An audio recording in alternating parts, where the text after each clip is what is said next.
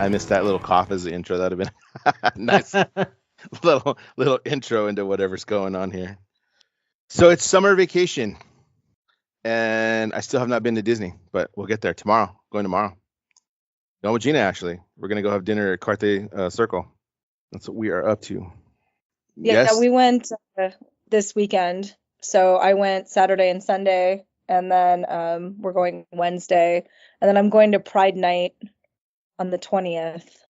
It's all coming up like really quickly. Yes, it is. So I haven't been. I know I was talking to a friend of mine. I was like, and I haven't been in like weeks. That's terrible that I can actually say I haven't been in like weeks. I think it's been 3 weeks. Like, but that's a long time for me. Usually it's, every 2 weeks or something like that. This summer though, usually in the summertime, we're once a week at least. And just, with my daughter having graduated and end of the year stuff, like double because of her and work, like working with seniors, I've been extremely busy. And finally it's just all boom. We have a little grad party this weekend for her. And then it's like, okay, the year is kind of officially done. So, but in there has been concerts and Universal. I'm sure that'll come up. Our experience there and just a whole bunch of different stuff. So what's going on? Anything new? There's all kinds of stuff to talk about since the last time we talked, and just general stuff going on. Sometimes we go so long that we forget things that happen right after, and it's like, I definitely wanted to talk about that, but then it's like, well, that's what happens when you have 3 people with different schedules and one that doesn't live in the state, and it happens. But it's fine. Anything major? We could just rip the Band-Aid right off and start with Fantasmic. Yeah, so that's one of the things I haven't seen. I know you had some thoughts about it. I actually was hoping to catch it tomorrow.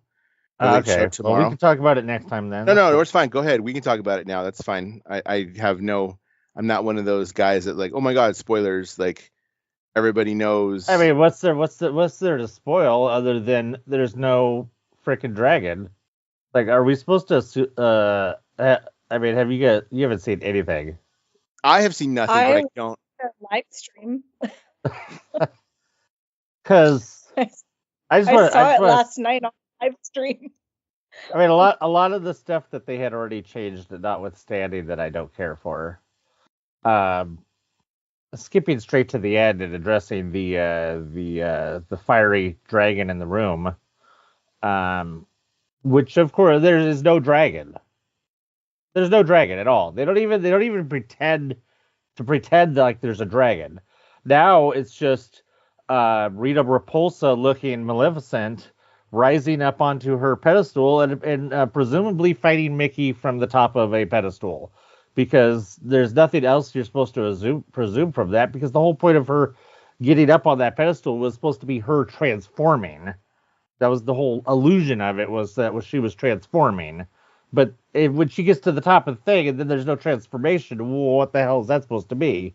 It's Maleficent looking like Rita Repulsa with her new stupid costume. That she just stands up there and just like there's not even any like fire going between Mickey's wand and her. That it's just like there's some sparks shoot out of Mickey's thing, and then she just kind of goes ah, and then then that's it, and then it just goes into the ending. Like there's no great like musical reveal of the non-dragon, because there's no dragon to musically reveal, so you don't have that cool build up with the rumbling and the fire and all that stuff.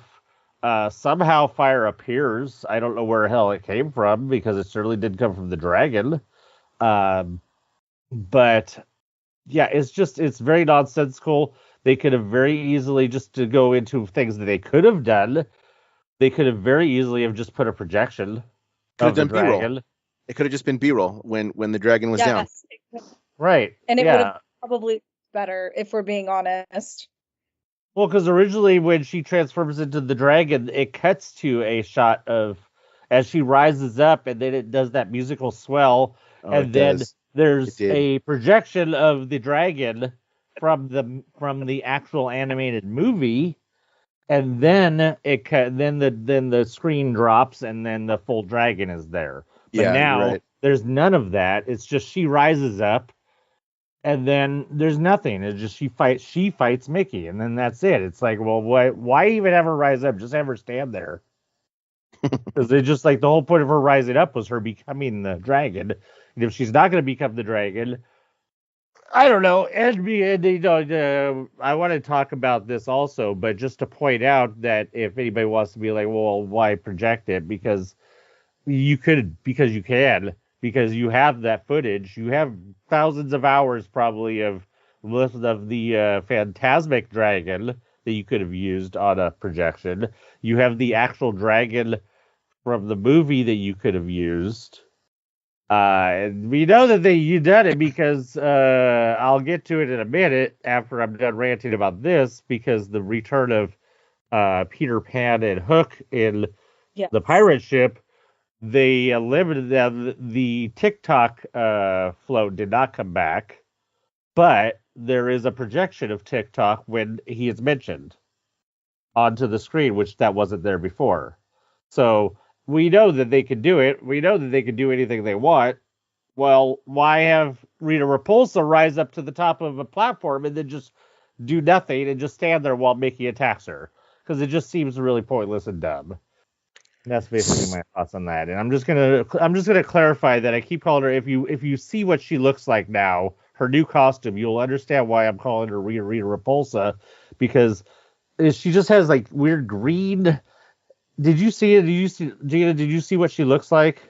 Not up close. I was trying to find a picture of it, but I can't. She just doesn't look like Maleficent anymore. She looks like Rita Repulsa. If you don't know who Rita Repulsa is, she's from Power Rangers, which I've never watched a second of, but I know who the hell she is. And what the hell she looks like.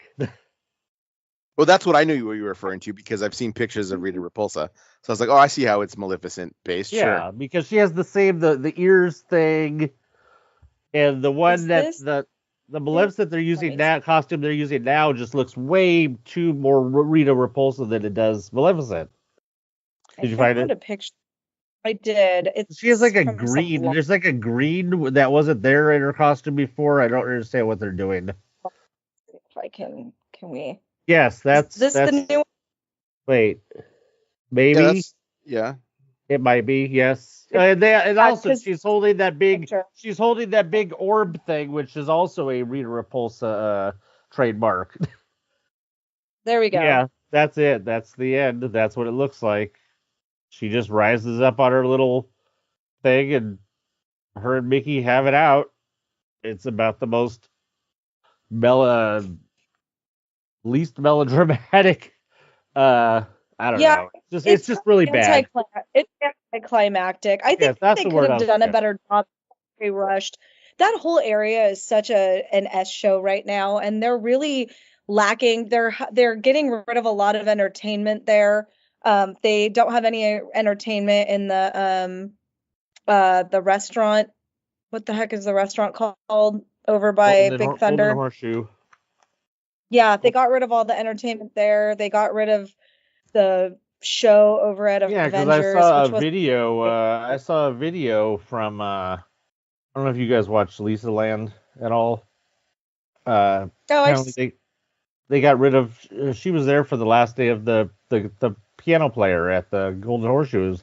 It's like the least thing you can do is have a piano player, and yet, nope. Guess you can't have that, because I guess that's too much money. And that's why I don't understand. It's like they're hurting. They're getting rid of a lot of their entertainment anyway. So it's like they could have put just a little more effort into Phantasmic, which is their biggest nighttime show.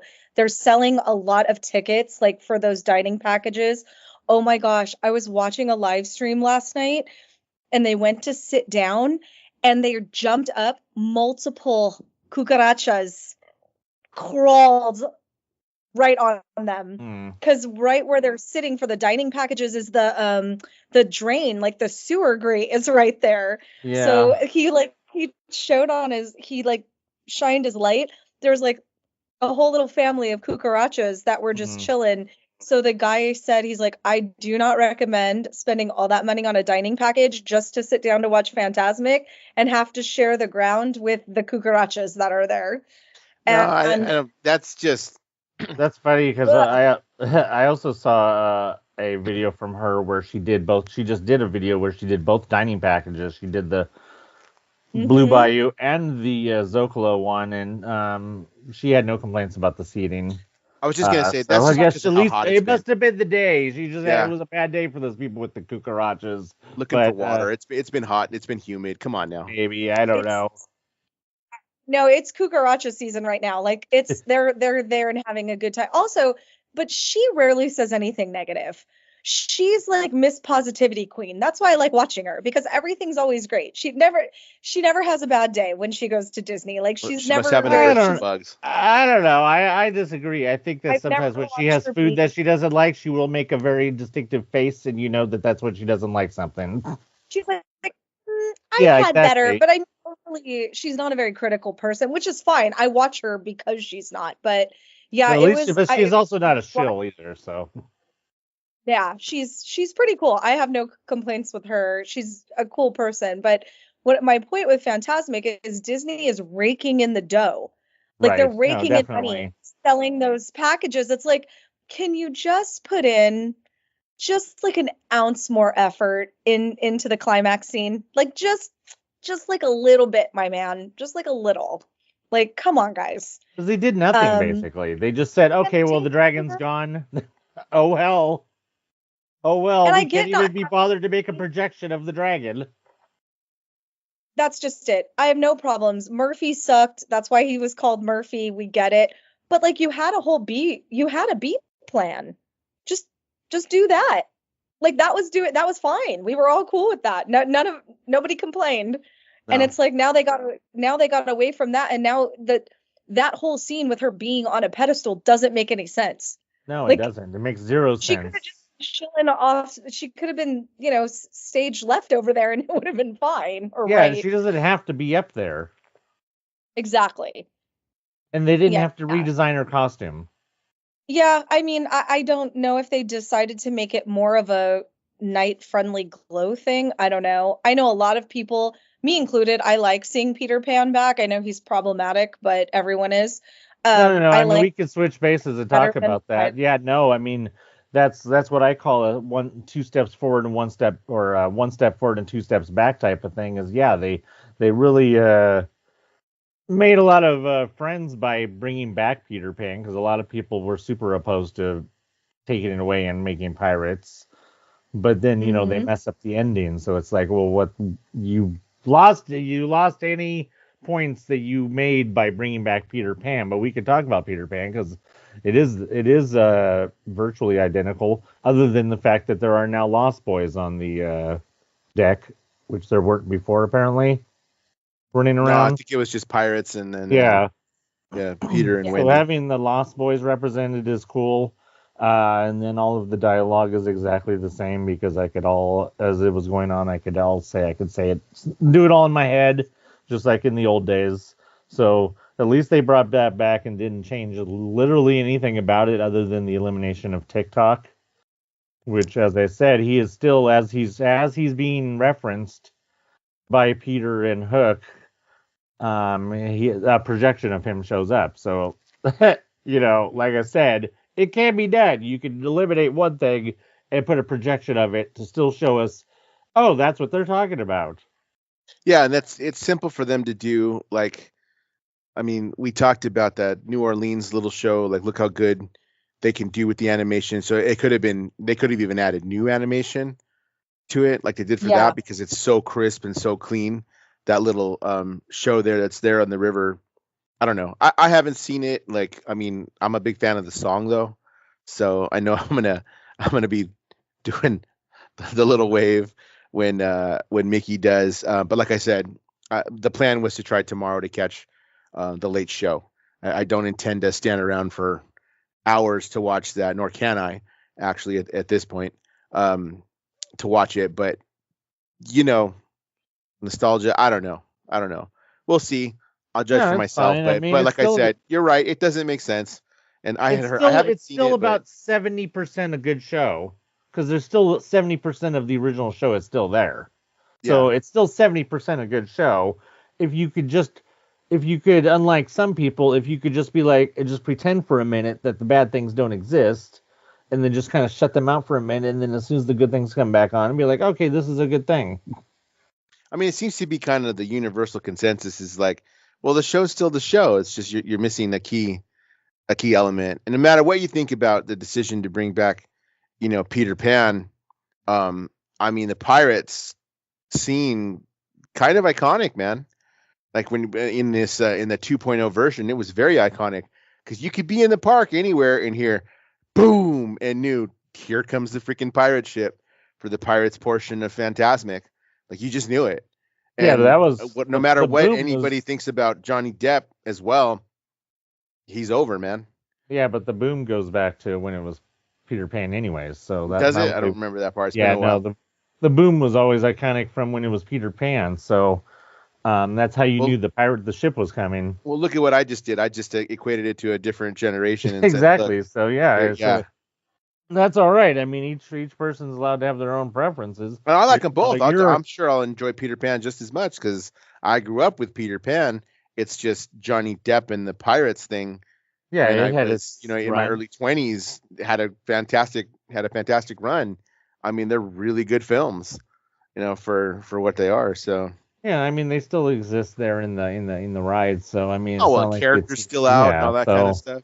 Yeah, let's go back a notch. Unless you have anything else you want to talk about as far as Fantasmic, because something else was brought up that we're gonna want to touch. No, go ahead. I think that's about all that needs to be said about Fantasmic. I mean, make your own opinions on it. Like I said, it's still 70% a good show. So yeah, as long as they don't change the actual ending, the ending song and the part with the steamboat and everything with Mark Twain and all that. As long as they don't change any of that, I'm fine. Once they change that, I'll be like, we'll never see. Going again. Yeah. It was brought up the entertainment leaving the Golden Horseshoe. Yeah. So that is the same piano player that actually performs every once in a while on Main Street as well, which I don't think is gone. I think that's still a part of what's going on. So he still has a job. It's just not as much of a job. So there's I got all kinds of thoughts about this. Whether any of them are right, who knows? But I mean, you have the piano player out in Coke Corner, Refreshment Corner, because it's that Main Street feel. When you had I just don't know if the piano player, and I've seen him plenty of times in Golden Horseshoe because that happens to be one of my. Is it necessary though?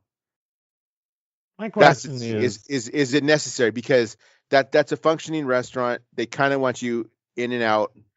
Right. Want you to eat and then kind of in and out.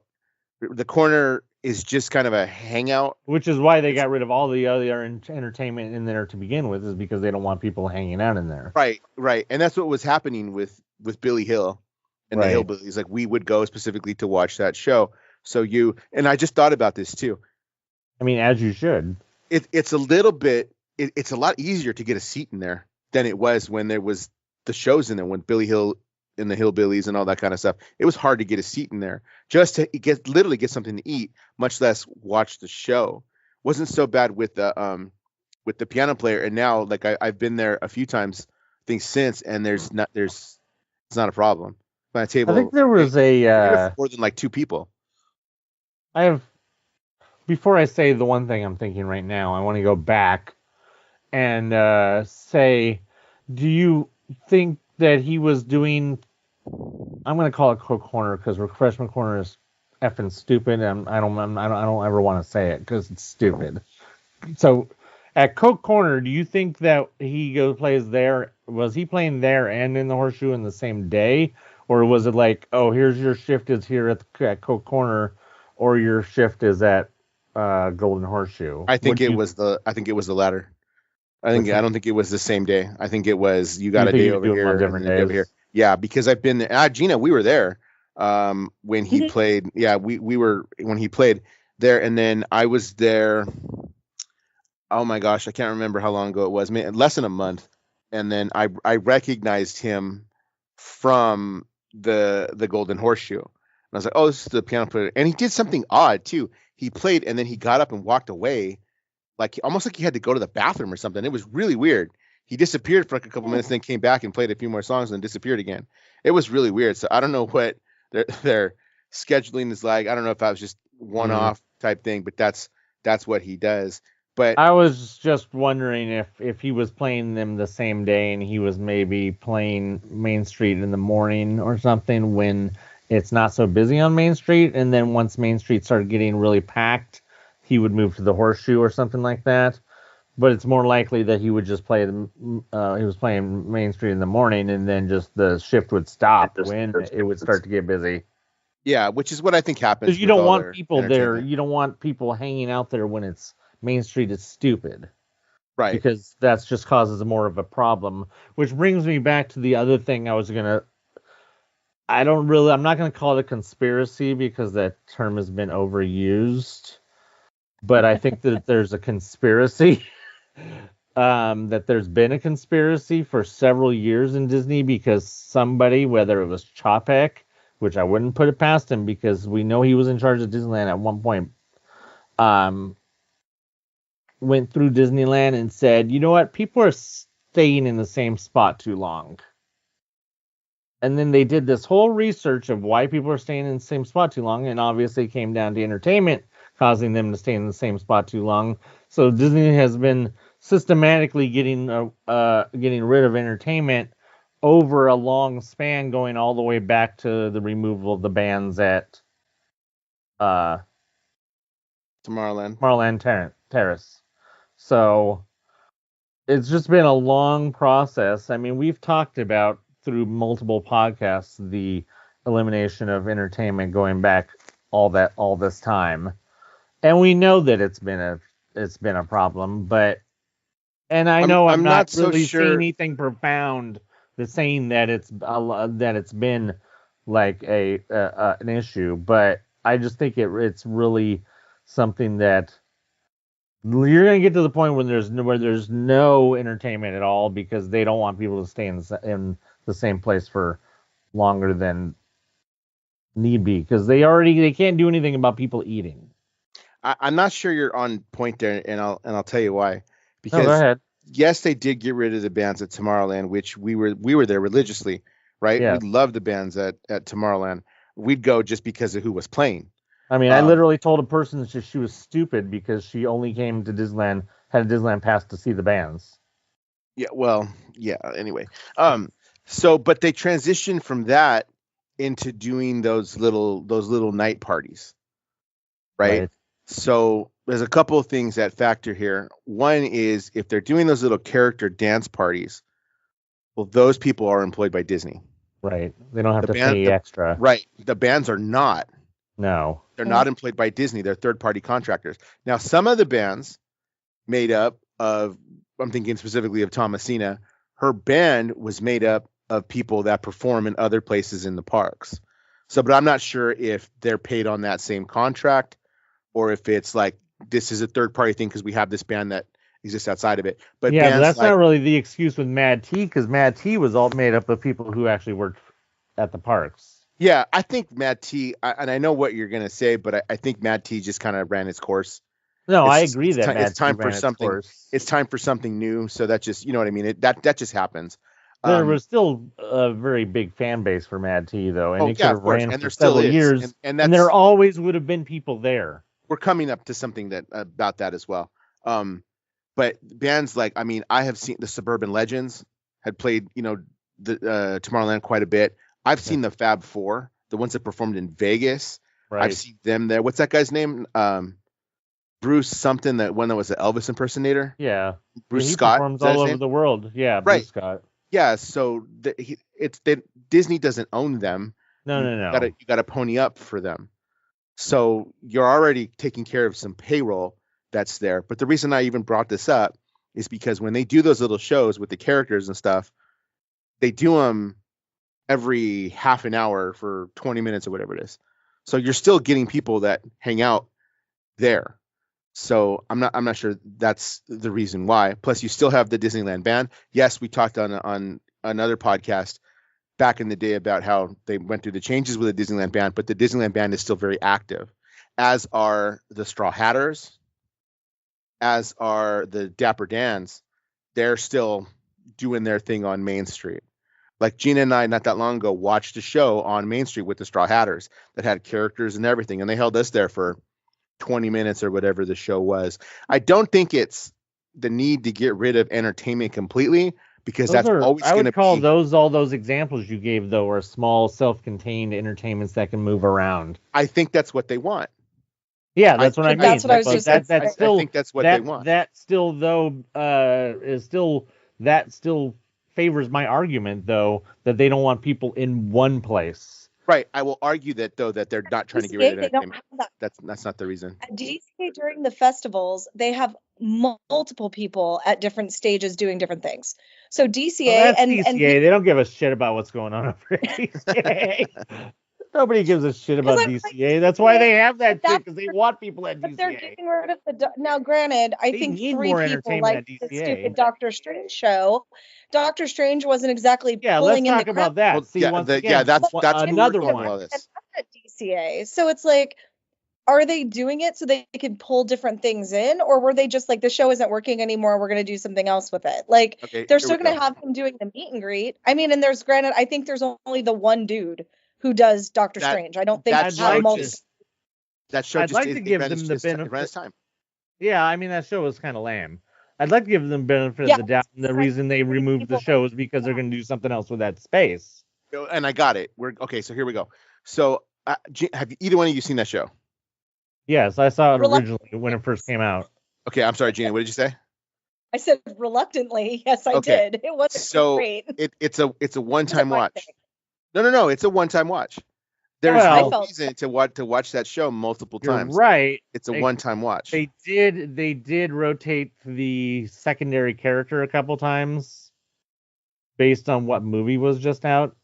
I can't remember what was. But I feel like the same thing could be said about the Spider-Man show. I could recite it. The only cool thing about the Spidey show is that they send that fake Spider-Man through the air and you hope he crashes in the wall. That's literally the only difference. Like, Spider-Man is also, but Spider-Man is also an infinitely more popular character than Doctor Strange. That's different. And that is true, and I will grant you that. He is the Mickey Mouse. I'm sure. He's the Mickey Mouse of Marvel. That's just what he is. He's the iconic character. That's never going to go away. As long as Avengers Campus is there, you can almost bet that almost that entire time you're going to see him crashing into walls. Right, but if you've watched the Black Panther show, it's the same. If you watch the stunt show, it's the same. Like, we sat there we had our beverage and we were watching the show, and we were there long enough that we caught 2 shows. And I was like, this is the same show we see every time. It's like, can I stop you right there? You're speaking as a passhole right now. The show's not. The show is not for you. The show is not for any of you. The show is for people who come. Doesn't matter. Disney is a passhole park. I will die on that hill. The majority of people who are at Disneyland and DCA are pass holders, or they're doing those 3-day tickets. Well, then I guess they shouldn't do entertainment at all, because if passholes are like, well, I only want to see things once and never again, then maybe they shouldn't have entertainment at all, because then passholders are going to complain that they've been there for too long. Better. There's an idea. Here's a thought. Make it better. I will stick around to watch that mariachi show more than once. The mariachi divas are amazing when they're there. They have the Fat Cat Swingers. They're awesome when they're there. And I'll watch their shows more than once. So, like, maybe Disney can step it up. I love to watch entertainment. I don't always have to ride rides. I prefer to watch a lot of the entertainment. Plus, not all entertainment is for you. There is entertainment that is specifically for kids, and the kids eat that superhero show shit up. So. Oh, totally. But there's also a lot of the stuff, and a lot of the kid junior stuff they change up, from what I understand. Like, because it's different. Because those kids grow. Kids. Yeah. Those kids grow, so it's not the same. Yeah. I guarantee. I haven't been there in years, but that show is not the same as it was. I guarantee you that there's plenty of people out there who for some reason immensely enjoyed watching the Doctor Strange show. I'm not saying those people are right. I'm not saying you're right. I'm not saying you're wrong. I'm just saying there are different perspectives, and if there's one totally. thing you have, if there's one thing you have to learn from the internet is that it's okay to have different perspectives, just as long as they're not terrible perspectives. I'm not going to yuck somebody. They can have all, like, that's cool, and I don't want to see Disney get rid of any entertainment. No, I want to see maybe shuffle it out. Entertainment should evolve. The Marvel's Avengers Campus is a snooze fest. I go there for one reason. It's Pim's Test Kitchen. That's about it. No, I completely agree with you. I completely agree with you.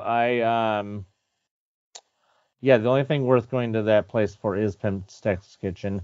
I only got to go there a few times. I never even went on the Spider-Man ride because I looked at what it was once and I was like, nope, I'm out because I don't like Buzz Lightyear. I don't like Midway Mania. You guys both know that. Dan especially. So why would I like Spider-Man, which is basically the same thing but dumber?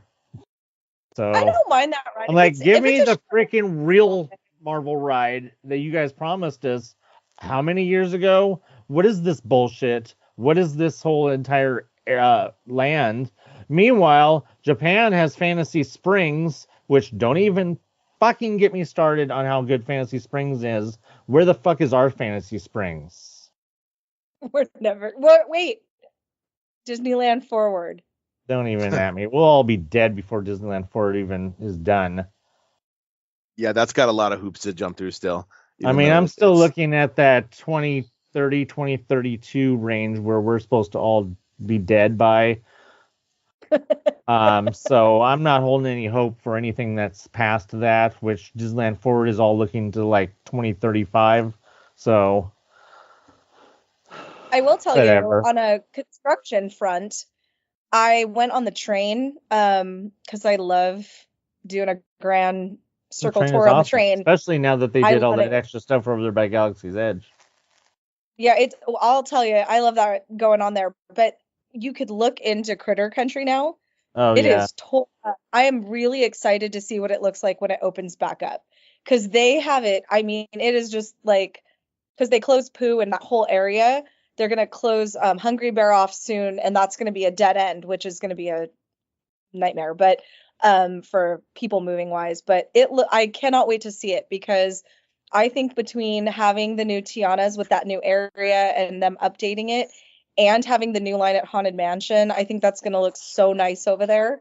And I'm just kind of looking forward to that. So I think if Disney puts their mind to it with all their resources, that they can do good things because that's chugging along. It seems like it's going to look more open over there too, because removing all of the briar patch thorns from around the bridge and the drop seems to open that whole area up more, where it looks less busy. I don't know. We'll find out. Those thorns, they were there. We were everywhere over there, around the drop and even on the other side of the bridge.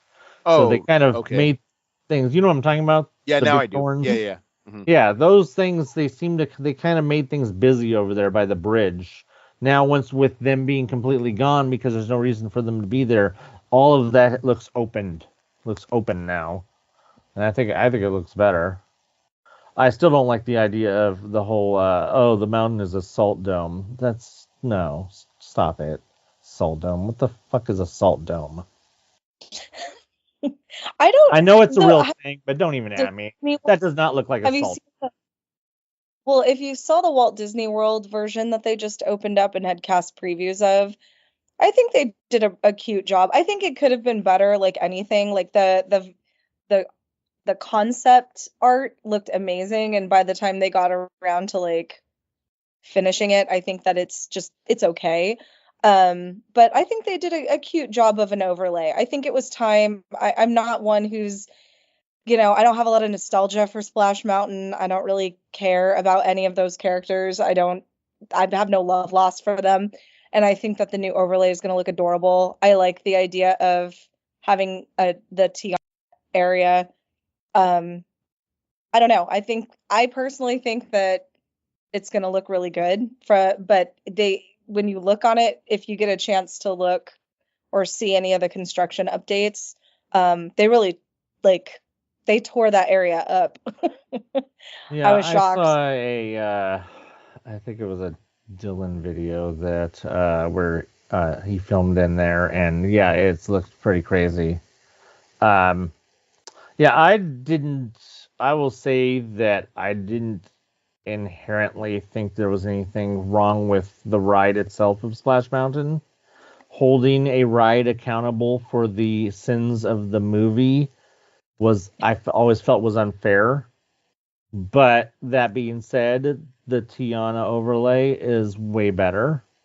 Isn't it essentially the same ride anyway? It is essentially the same ride. I mean, you're all talking about an overlay and different decorations to the exterior and all that kind of stuff. Well, yeah, that's why I said overlay. As far as I know, they didn't do anything to the flume, so that's still the same ride. It is exactly the same ride.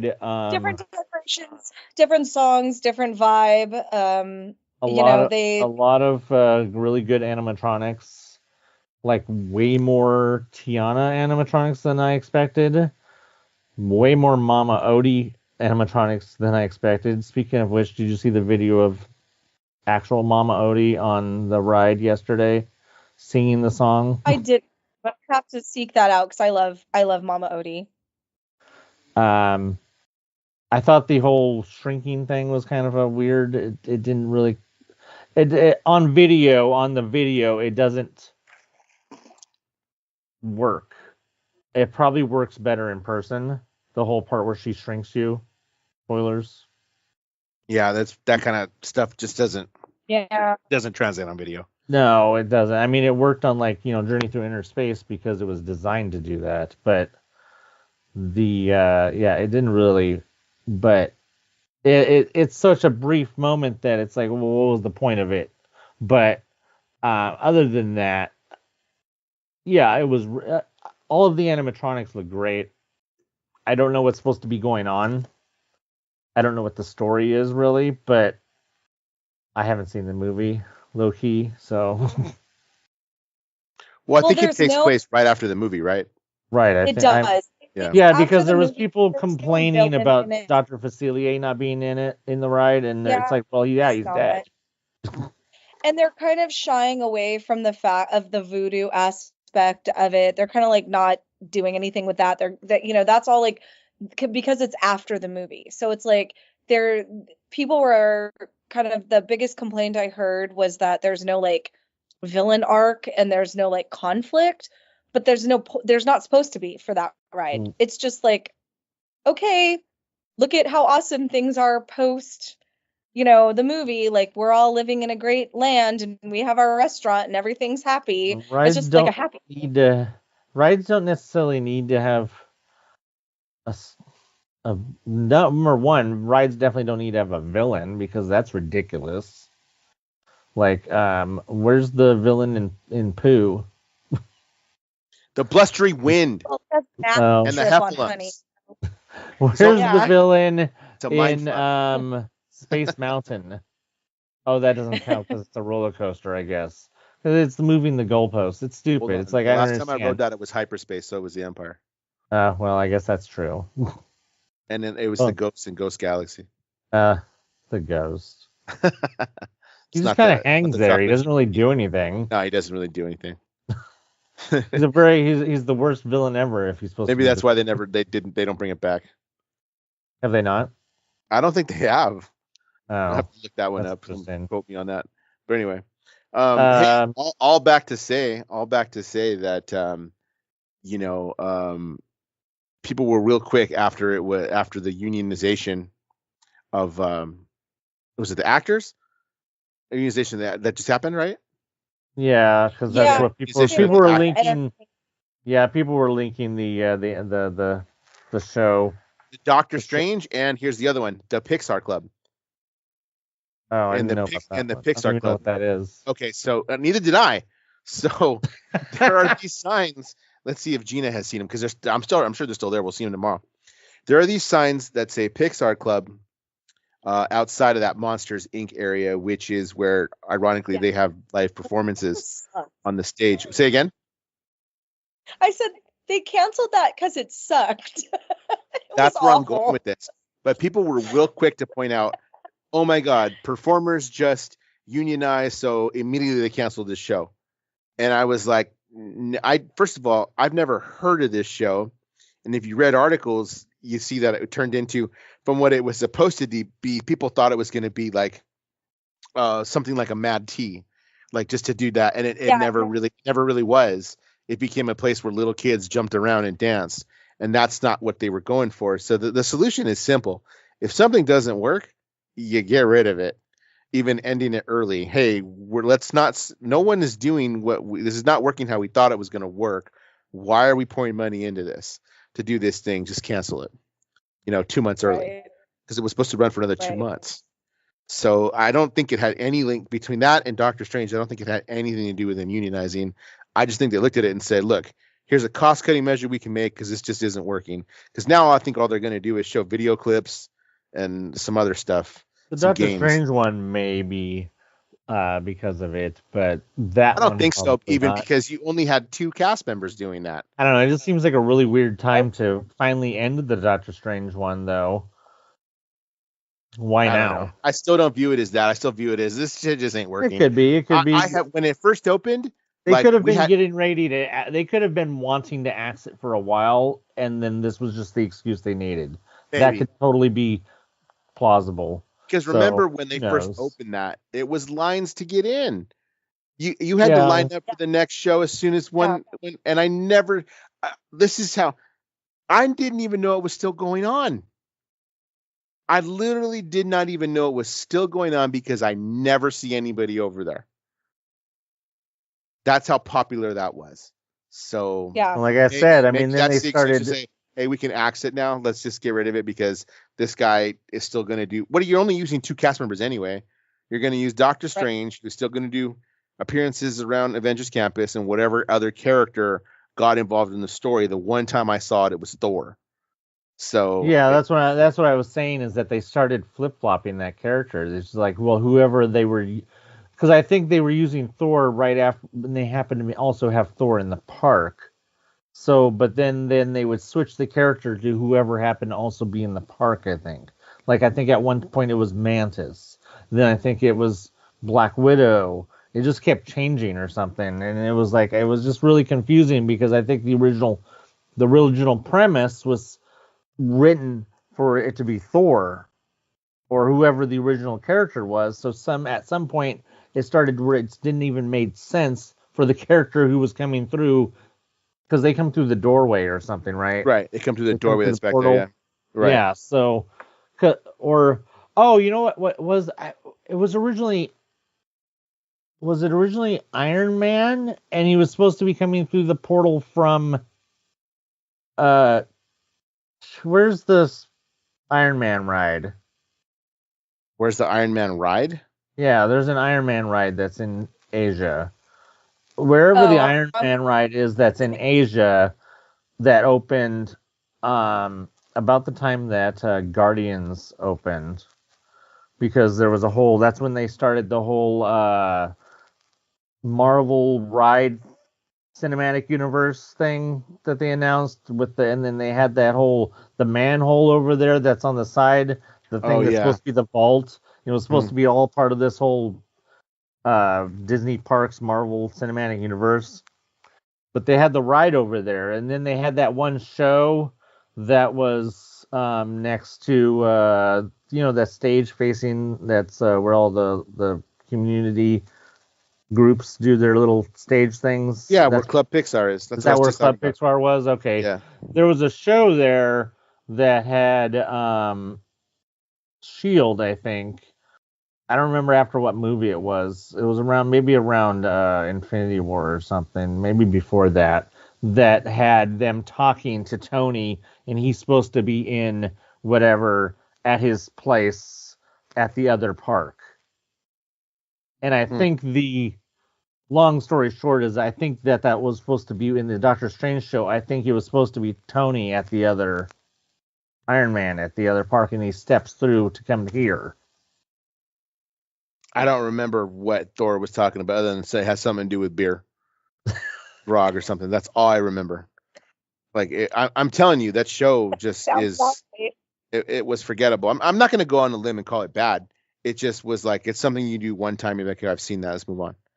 Like, that's really what it is. Do they still have the new show at the Fantasyland Theater? Because they got rid of the Lion King and then they had a new show or a new thing, and then I haven't heard anything about that since. It's a Pixar thing right now.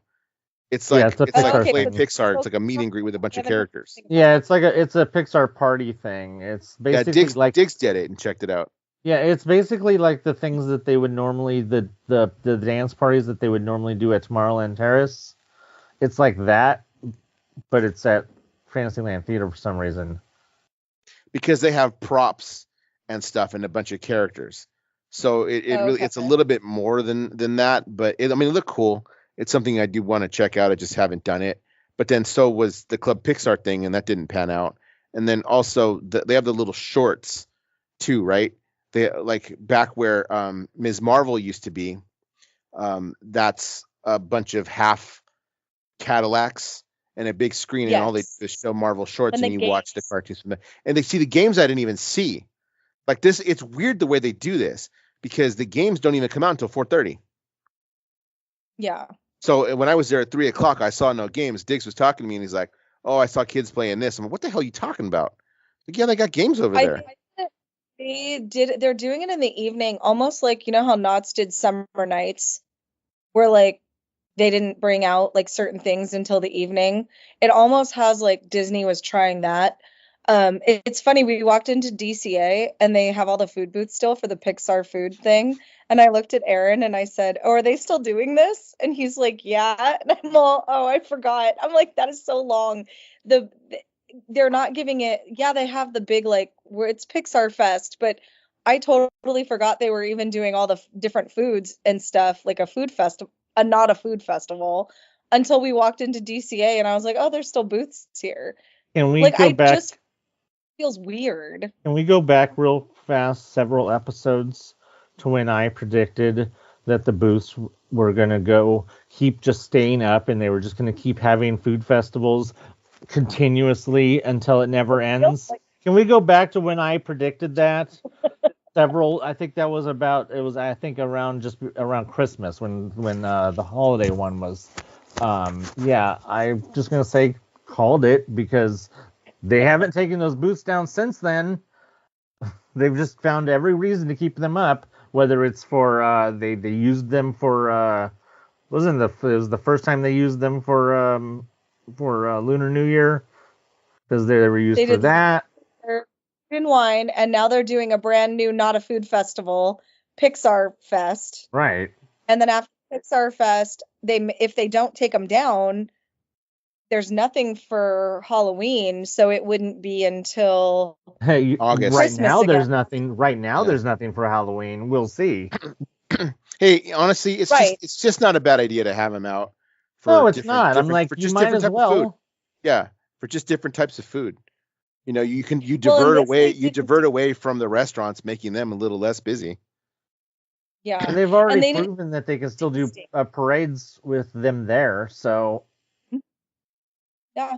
And I originally thought there was no way that they could do parades with them there, but then here they were. They did a parade. They did, I think it was Main Street Electrical Parade, and went right through there with the booths. And I was like, okay.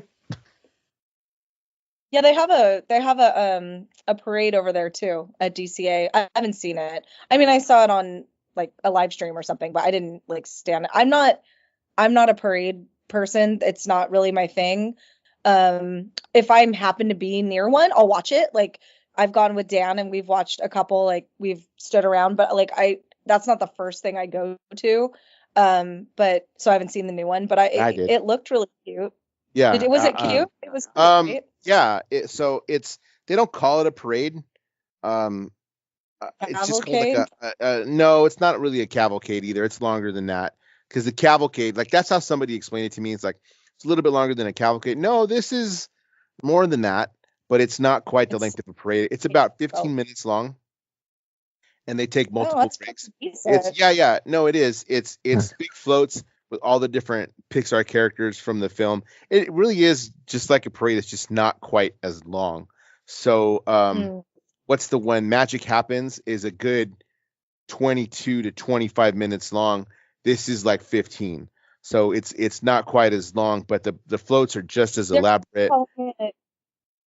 They're just calling it Better Together, a Pixar Pals celebration. Yeah, that's because they're not committing to the parade thing, but it runs the parade route. It's just as busy. I happened to catch it, I think about a week after it opened, and yeah. Oh, well, but it's in that category. It's not quite as long, like I said, but it goes down if you're wondering what she says, she just showed us the app where it does say parades, but they've never actually marketed it as a parade. But yeah, like I said, it goes down the route. I happened to catch it about a week after it opened, and I was in front of Hyperion, is where I watched it from, because I had a good spot to watch it from. It's at weird times though. It doesn't. The first showing is like at 4:30, and that's kind of weird because that's right there on in front of the theater. The light is kind of terrible. I can see, but I filmed it, and I'm not happy with my video because of the way the natural light was.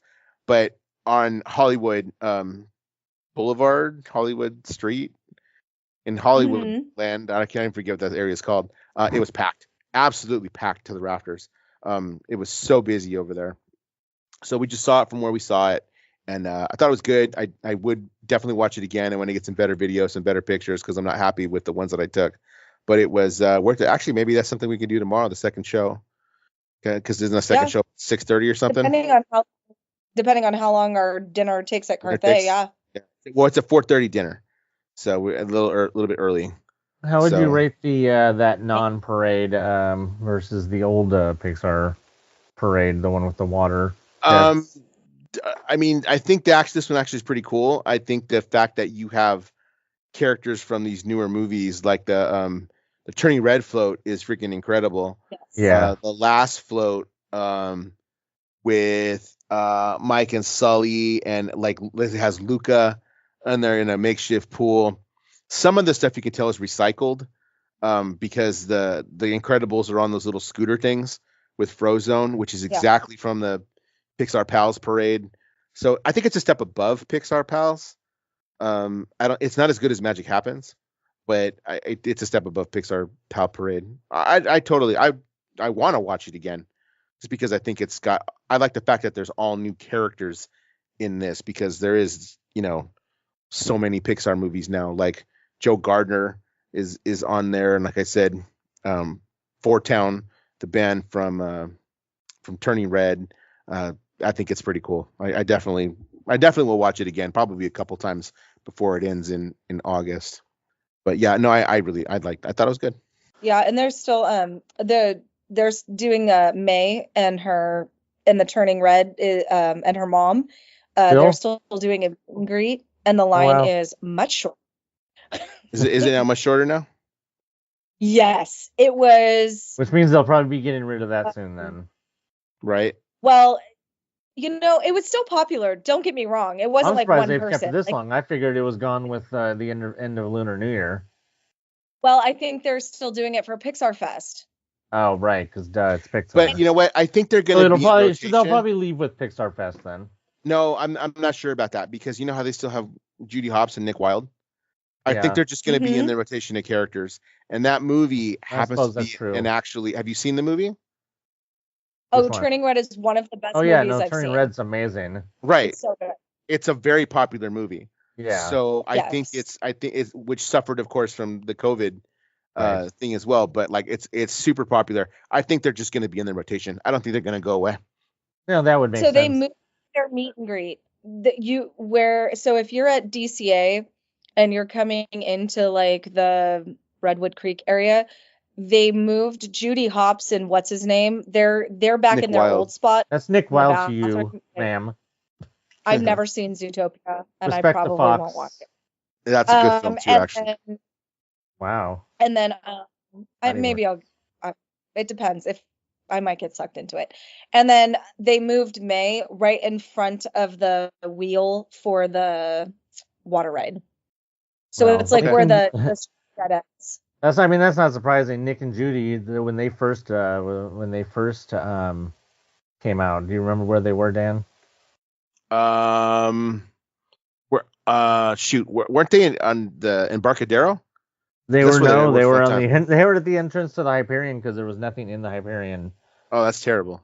It was after Aladdin left the Hyperion, and they had them set up at the entrance. Okay, so their normal spot for the most part has been over there in the Embarcadero. Yeah, that's where for a long time. Yeah, when they went because they were there. Just like remember how when Anna and Elsa were over there too, and then they moved them inside of the animation building. Academy. Yeah. Yeah. They need to do something with the Hyperion. Like, let's go, Disney. Bring something back. Let's go. It's a lot of wasted real estate. Either, I don't know, either something new or bring back a better expanded version of the Captain America one. Something. Oh, Rogers? Rogers, yeah. Rogers the musical. I never saw that, man. I never got there to see that. Yeah, I didn't. I saw lots of video of it. I didn't see it. I was just very disappointed in how they compressed the end of the song. So that was really disappointing. But if they expand that, then they could make a really good 40-minute musical out of it. Because I think that one was only 30 minutes. So if they could just add another 10 minutes and not have that one reprise of Save the City be all of this stuff from 5 movies happens in 4 lines of music. If they expand that and make a couple songs about a couple other movies, then you could be okay, here's a whole musical, put it in there. But once again, sitting empty because they don't want to pay entertainers. Or something, but they need to do something over there for sure. Because right now at DCA, time and time again, they'd rather leave a building empty than spend money. Look at the two stages that are right over on the other side of them. I mean, they rotate things in and out of those stages, but the one stage has basically been virtually empty. I'm sure Daniel would probably say that there's probably still the restaurants and stuff in there from whatever it was originally, which is even before my time, when I didn't have a pass. And then the other one was that Frozen. Well, it was a empty, and then it was the Frozen thing, and then it was another thing, and then it was the Marvel store, and now it's nothing again. Or is it something again? I don't know. It's the Marvel store. It's the Marvel store. Okay. It's back to being the Marvel store? Wait. Oh, we talking about the studio. Oh, stage. Oh, you're talking about the stage. The empty. Yeah. No, it's empty. I've been talking about both of those stages. Yeah, that one has nothing. I was talking right about, now. But... No, we were following stage you because 7. the empty ride. No, stage. It's not stage 7. No, I wasn't talking about rides. I was talking about those 2 stages. The ones. Yeah. No, you're talking about where Who Wants to Be a Millionaire used to be. Yeah. Oh yeah, that. Yeah, I guess that was a ride. It's empty right now. And then the other stage, the one that had the food court inside of it originally. Yeah, the Hollywood and Dine. Yeah. Oh, is that what it was? Yeah, it had 4 different restaurants inside that hangar. Oh, yeah. Okay. I didn't go there when it was that, so I don't remember that. I know they're revamping the Redwood Creek Trail, so I'm interested to see what that looks like because I actually thought that was fun, and I think it's a really good spot for kids to kind of get their wiggles out. So I'm interested to see what that looks like. Huh? Avatar. It's gonna be Avatar.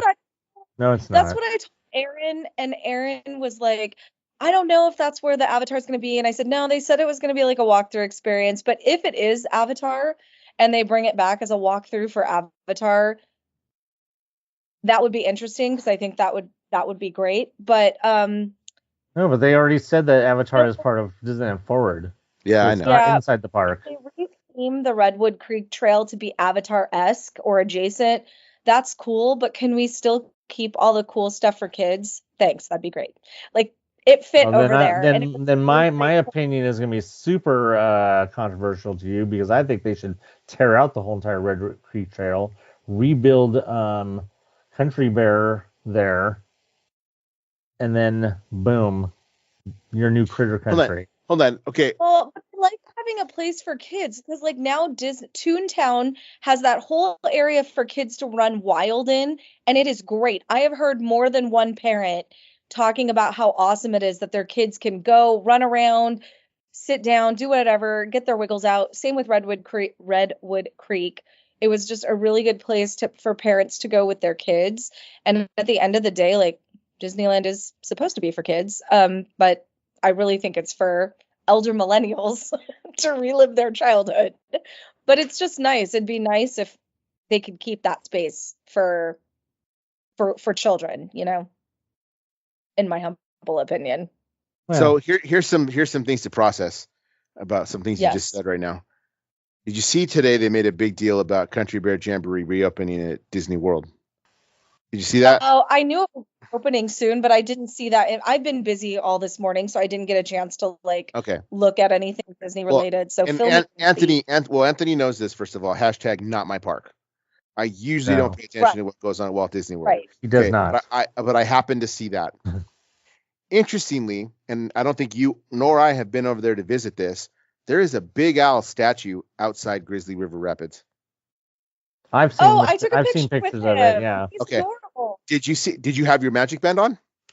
Yeah, but you know what? I didn't pay attention that it did any. Oh no, it lit up or something. Oh, he speaks. I don't know. So first of all, let's talk about that because we'll get into this Magic Band stuff. Talk when I was there. I hadn't heard this. Interesting that it's works with your Magic Band. I've seen the pictures. Interestingly, it's very interesting how they introduce a statue of Big Al who has no relation at this park anymore. No. Country Bear Jamboree is reopening in Walt Disney World. I try to hawk us some $20,000 timeshares. And they're redoing that little area over there. That's just kind of interesting. I wonder if anything, if it's going to be some kind of homage to it, which would be cool. Yeah. Let me go off on a Magic Band tangent. Please. I bought one, Anthony. I don't even think you're aware of this. I bought one at a Company D because it was $10. I was like, okay, I'll try it out for $10. It's just the 2023 model, and I'll see if you can see it.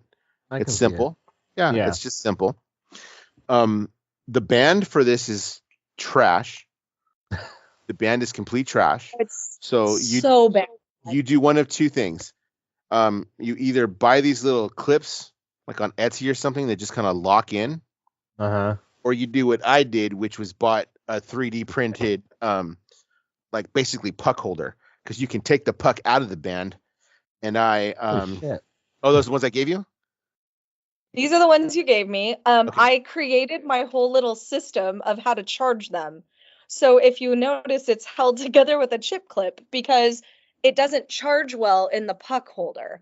But this is what it looks like. It's just the little puck part, and it clips onto our smartwatches.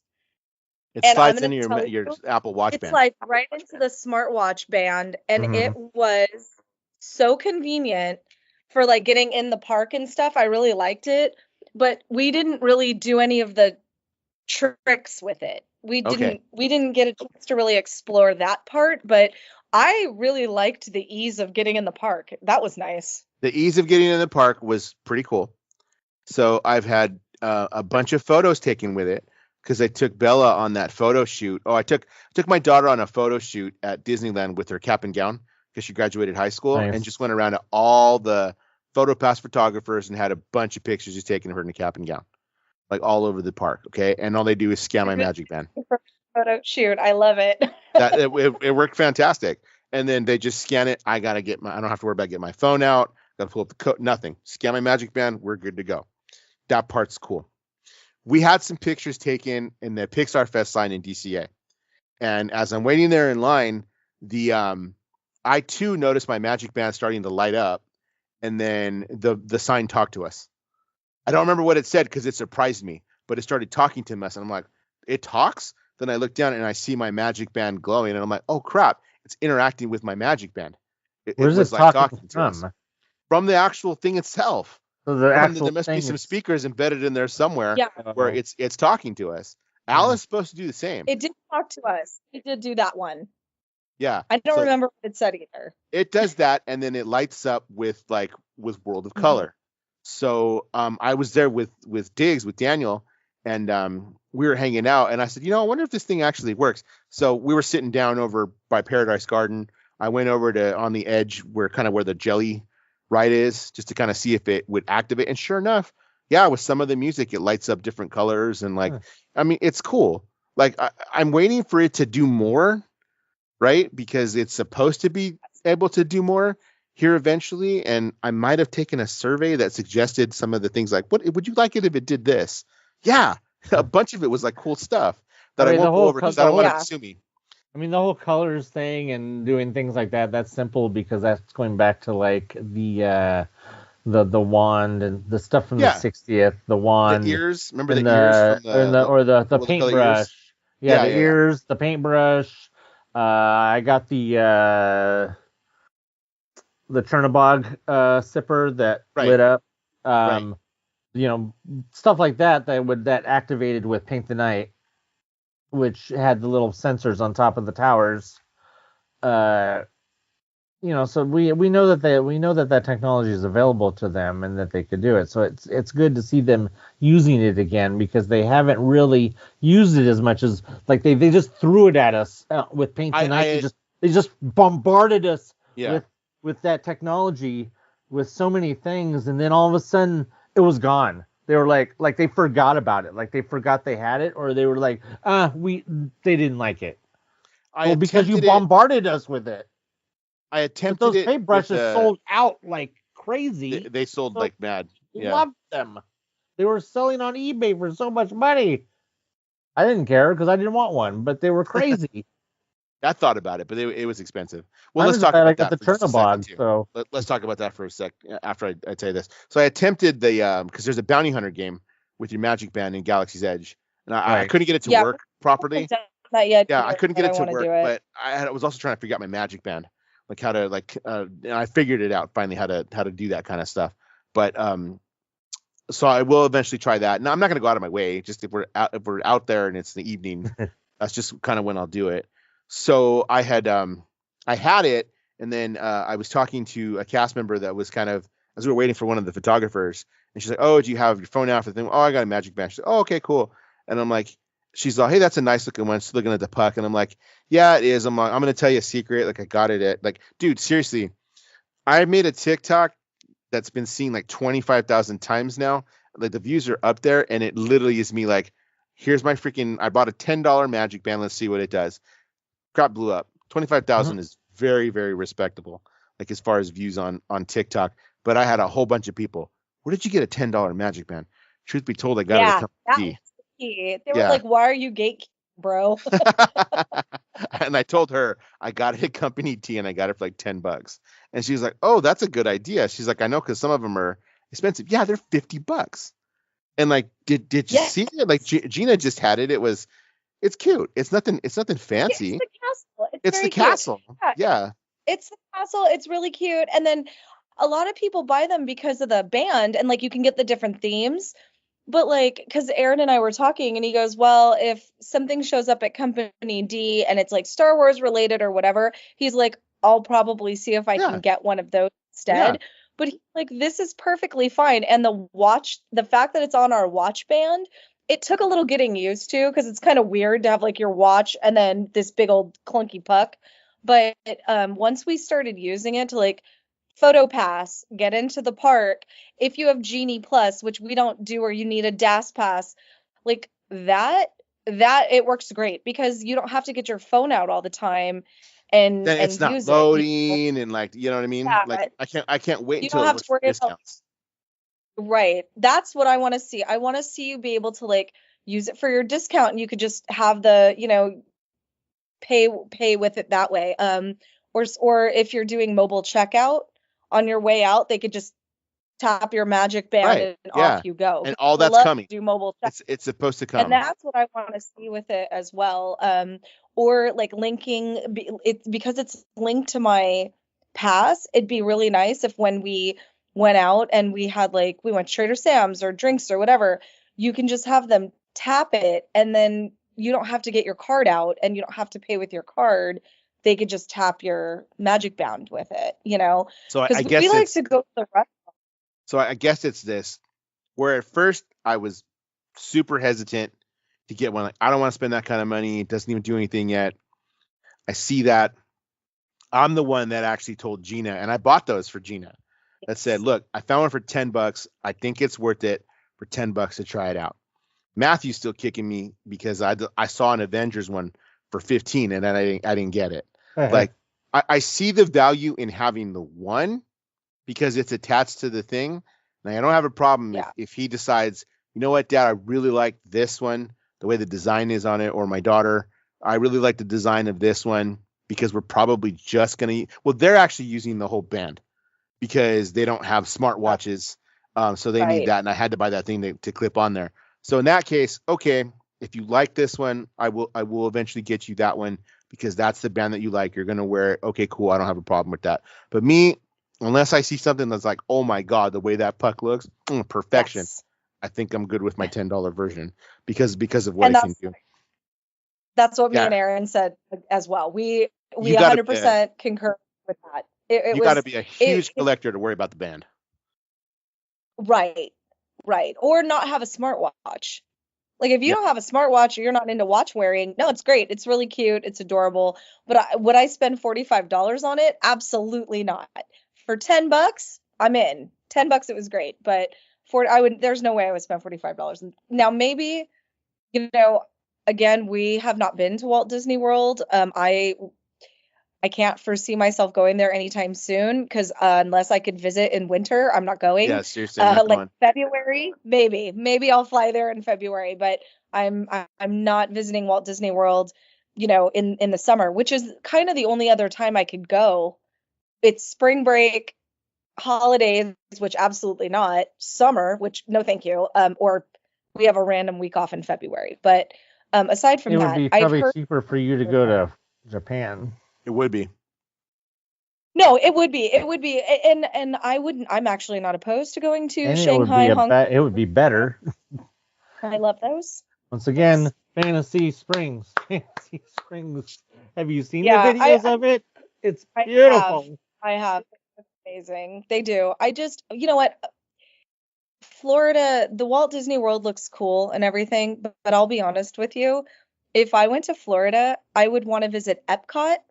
Aaron only wants to do the Avatar ride at whatever it's called, Animal Kingdom. I want to go to Universal.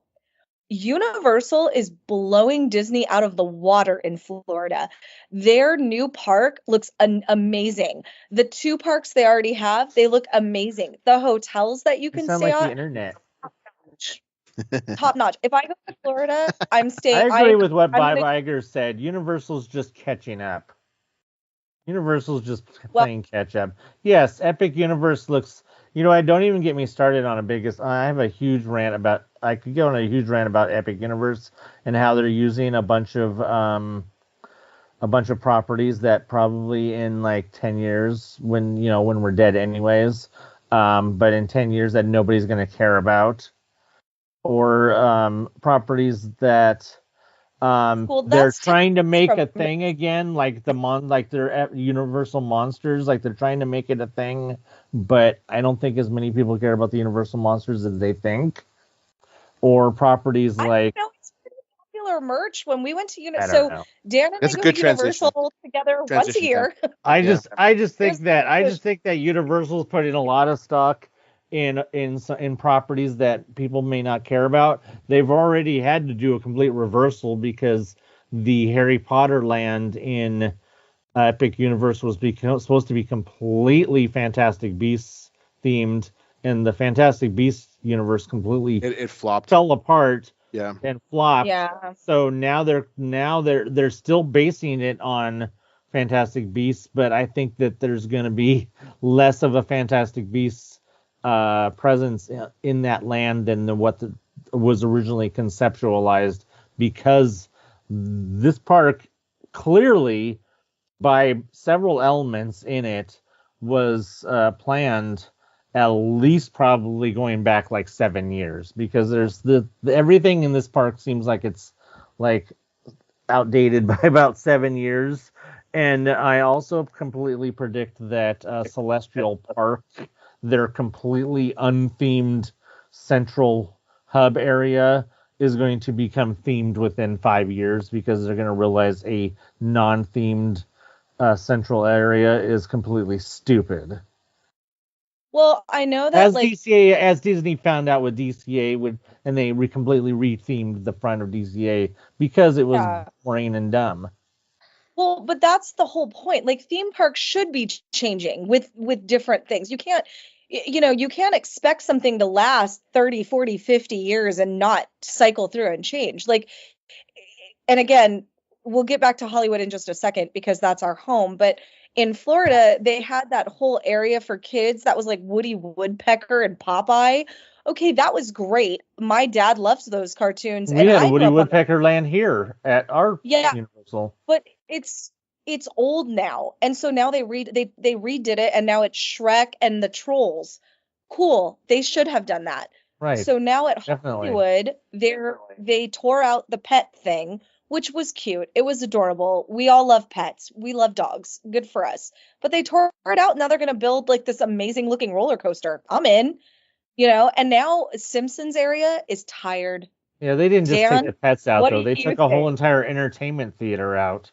So they lost two entire entertainment shows, of which they didn't have very much entertainment to begin with, to put in a roller coaster for a franchise that's on its last legs.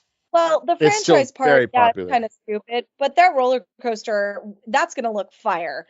It's on the side of the mountain, of the hill. It's that thing. Yeah, looks amazing. Something that they should have done years ago. It's about 10 years too late to put a roller coaster on the side of the mountain. But they also have the Mummy, which is the Mummy's dead. Actually, didn't they just announce they're gonna redo the Mummy again? But the Mummy, I think they did. But the Mummy ride is ridiculously popular. It's ridiculously popular because it's a cool ride. Waited an hour and a half to ride that ride. Well, yeah, an hour and a half cool for like ride. a 30-second ride.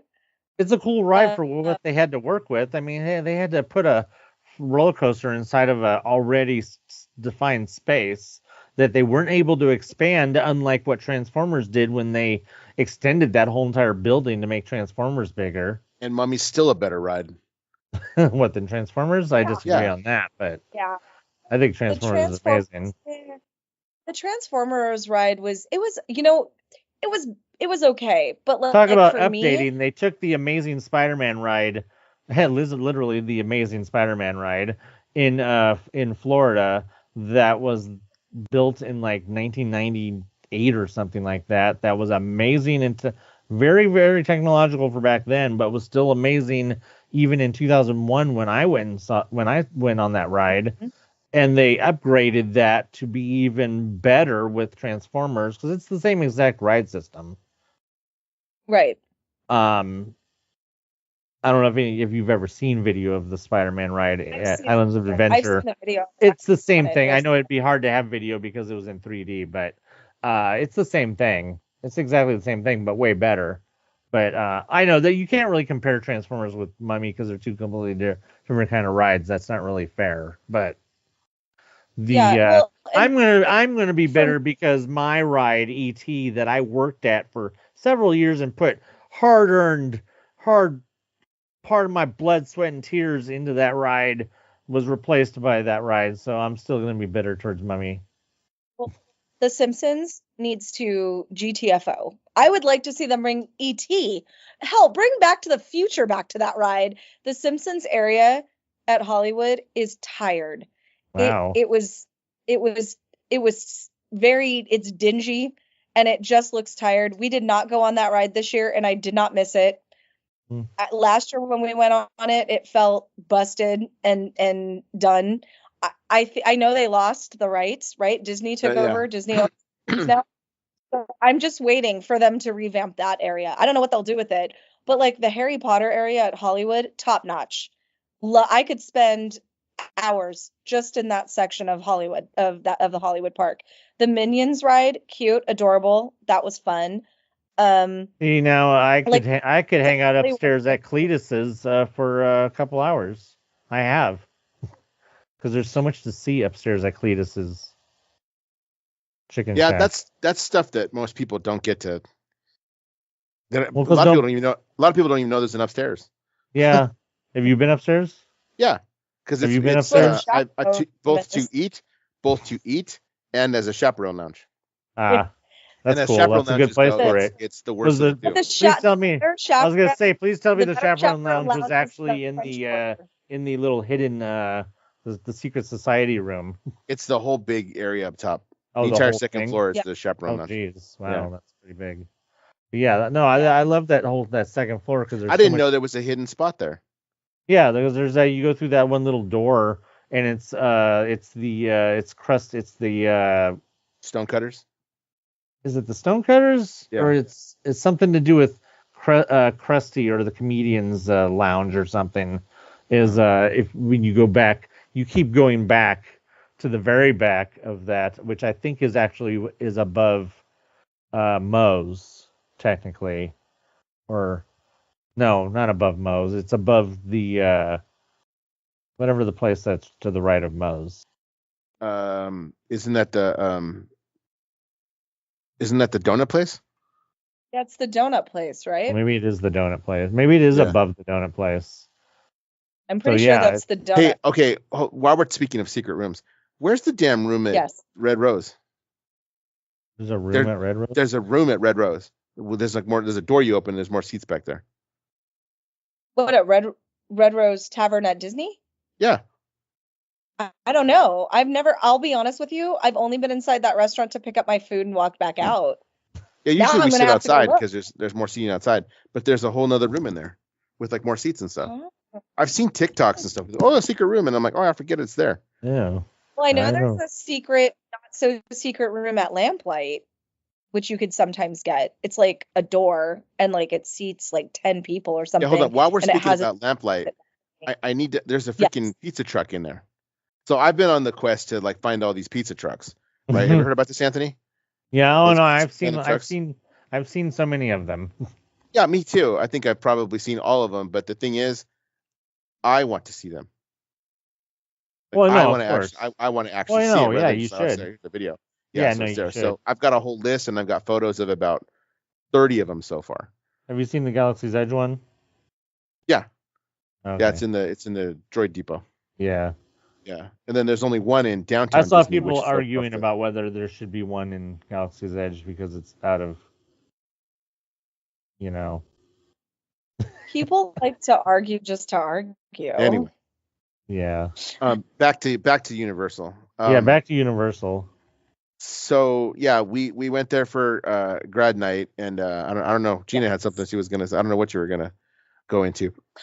No, all I was gonna say is that like when we were there, all of the areas. Well, we didn't go to Super Silly Funland really because that was that's kind of off. That's kind of closed off too. Yeah, it closed by the evening. They closed it off. But aside from The Simpsons, which I really feel is in desperate need of an overhaul. I thought Universal kind of upped their game a little bit. The tram that they're doing the for the 60th or whatever. Oh, that's cool. Where you get to get off and see the different photo ops and I'm really disappointed I don't get to do that. It was so good. That was so good. They need to keep that. I felt that that was really nice. I agree. They should. I really feel that they should keep that. And also, to me, it kept a lot of the crowds down in other parts of the park because it didn't get busy for us until grad night started. Like that's when things got really busy. And it was a Friday. Yeah, and the problem with Super Mario World is the biggest problem was that all the characters bounce at like 2 p.m. and the park itself didn't close until 7 that night. Yeah. So like by 2 p.m. all the characters are like, to the general public. So if you're there as just a ticket holder, you're not staying there for grad night. By like 2 o'clock in the afternoon. No, it actually wasn't too bad. There was nobody there. No, it was really nice. It was really nice. So this doesn't make sense to me. Universal, although they have Grad Bash, they do not know how to capitalize on the grad stuff. like at all. They don't know how to capitalize on it. No merch. No, wait. They had like there actually one was. card. Yeah, and it looked like, you know how Universal has those cards that look like they're third-party vendors that just come in and sell like random crap? That's where grad stuff was. They looked like it was graffitied out of the 90s. Like it was so bad. Like, dude, what are you talking about? Like, I can go in to the Hello Kitty store over here and you have a Hello Kitty that looks like Chucky. Why would I not have a Hello Kitty that has a grad cap and gown? Yep. Universal's why do we not never have? They really been good with doing special event merch because they never really make merch unless it's can be available all the time.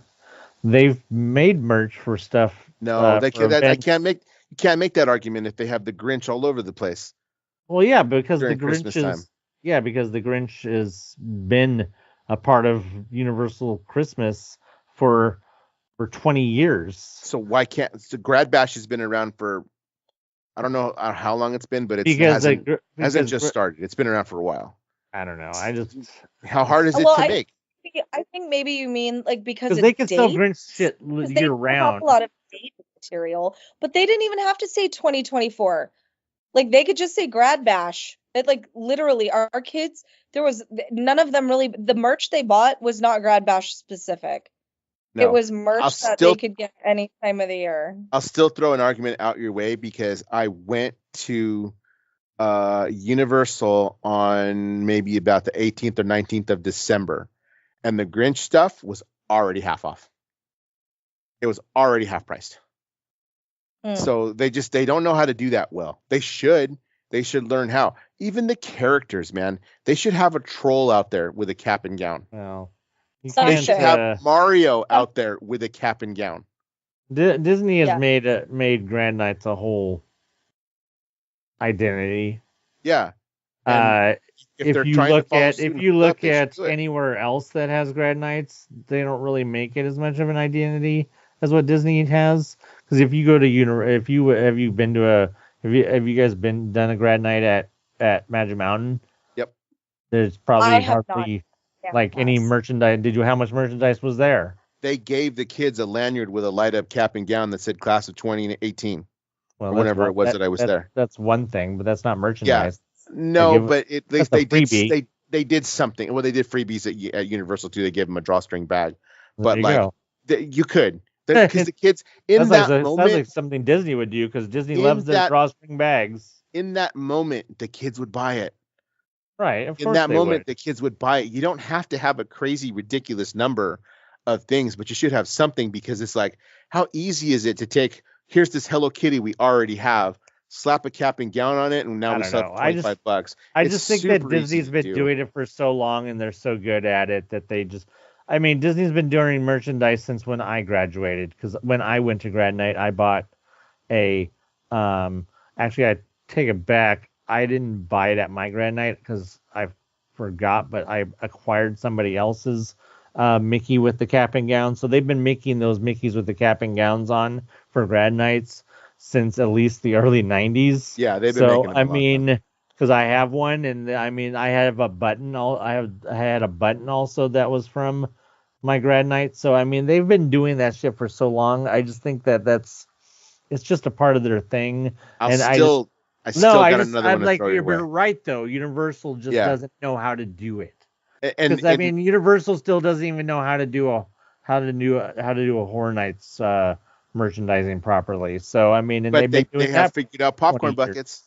Well, finally they figured out popcorn buckets, because that star popcorn bucket is $40. And get this, the Studio Tram one, $50. I know, I saw it. I want that. Tram bucket is $50. I didn't buy one, but it was really cute. I wanted one so bad until I saw the price, and I'm like, you know what? There's no way. That star one when it first came out was $30, because I was there before, because I had a pass at the time before Super Mario Land even opened. They had the star. They were selling the star ones at that little pop-up booth that they put over there next to the next to the Jurassic, the place where they sell the alcoholic drinks. Yeah. The tiki drinks. Right. That little pop-up booth. I forget the name of it. I know what you're talking about. It's a little tiny store. There's a little tiny pop-up store that they put there where they sell that stuff, and they were selling it for, I think, for $30. So it's gone up $10 since when it originally came out. But they have been doing the popcorn buckets. In fact, they're actually doing the popcorn buckets, in better than Disney, because I love the fact that they sell the popcorn buckets in the stores. I mean, minus the Super Mario ones. You can go into any of their stores and buy the Homer popcorn bucket, or whatever the popcorn bucket is that's out. You can go to a store and they will give you a voucher that you can then go get popcorn if you want it. Otherwise, you could just buy the popcorn bucket in the store. If Disney would just do that, it would solve a billion problems with their popcorn bucket issue. If they would just put them in the stores and they'd be like, here's a voucher. Somehow I think we'd see I think we'd see a rash of thefts of that stuff. Speaking of which, the toy truck has been seen. The Pizza Planet truck has been seen again in the parks. So that's the latest news. Is that good? And that's a freaking cool popcorn bucket, actually. Yeah, I wanted that. I wanted that one, but nope. Anyway, back to Universal, I guess. So the tram tour was super cool to see all the different props, and then it's neat the fact that you stay there as long as you want, because the tram drops you off and then it pulls over to the other side. Just whenever you're done taking your photo ops or hanging out with your people or whatever, you hop back on the tram. It's not even the same one. You got a different driver and narrator now, who that's about halfway through the tram tour. Right, something like that, and then you finish the tour with the person that you want to ride with. I felt like it was a little more than halfway. Yeah, I felt maybe a little more than halfway. Yeah, maybe. It went to our advantage because our first tram tour person was kind of not that great, and then the person that jumped back on was amazing. But I got sick of some of the kids that were on that tour, so I was good. I was glad to leave them behind. Yeah. Yeah. But it was nice because you got to, like, they had, like, you could choose what photo ops you wanted. Like we did, we were like, oh, well, we want to do the shark, but we don't care about Fast and Furious. Whereas a bunch of people were lining up to take pictures with the cars. Like, so it was kind of nice because you got to, like, choose your own adventure there in the middle. The Psycho, they had Norman Bates out doing his little shtick, catch Reyes's little TikTok for that, because he did a TikTok on it. It was really good, but he was great. It was nice. It was nice to get out, stretch your legs, walk around, broke it up, and that was really good. I thought it's nice. A really nice it's a really nice homage, and harkens back to when the tram used to do that. I don't know if you guys are old enough to remember that, or even went to Universal when you were kids. If you remember when before they put the Starway in, and you would take the tram down to the lower lot and then get off and do the lower lot stuff, and then get on back on the tram and then go to the studio and then come back up. Okay, I went to Universal in 1983 and then didn't go again till about 1999. Well, in 1983, you would have definitely have gotten on the tram and went down and gotten off of the tram at the bottom if you did the tram tour. You just maybe don't remember it. I probably don't, because I do remember being on a tram in the Munster House and Battlestar Galactica. Like, I remember that stuff. Battlestar Galactica is, in case you didn't know, was exactly where Simpsons is now. Oh, is it? No, I have no idea. Yeah. Because the until I was a teenager, and the only thing I remember about it is my sister got picked to do some kind of Star Trek experience where they picked people out of the crowd, and they gave her a VHS tape, and she was supposed to hit somebody with a foam rock, but it was back when we used to do our hair. Like, remember the girls would do their hair all big with the spray? And so, yes, and so my sister was beating the person, but she was also protecting her bangs at the same time. It was, and they had like, they would edit it. That was the only thing I remember from that entire trip. God, I bet you my dad still has that VHS tape lying around. I don't want to see that again, but that's all I remember. I never got to see the Star Trek thing, but the Star Trek thing was great. That was that was where I believe Shrek is. I believe it was somewhere in that area. Because before Star Trek, it was a Airport 77 or Airport based on the Airport movies. With the disaster plane movies, and I remember. Yeah, there was a big tank of water, and people would go in the water. Actually, in between there, it was It was based on the movie 2010, and you would be like you're spacewalking. And then after that, it was Star Trek. Somewhere in there was I think Conan the Barbarian was in there too. But just a little bit of trivia.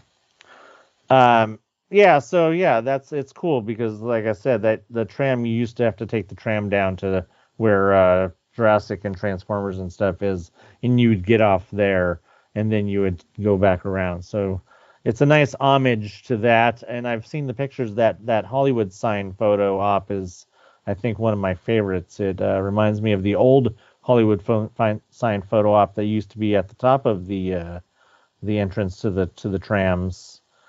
Before they made that stupid one down there by the tram exit. Oh, yeah. Because I used to take photos of people in front of that when I was doing photography at Universal. I still don't understand The Secret Life of Pets. Anyway. The ride?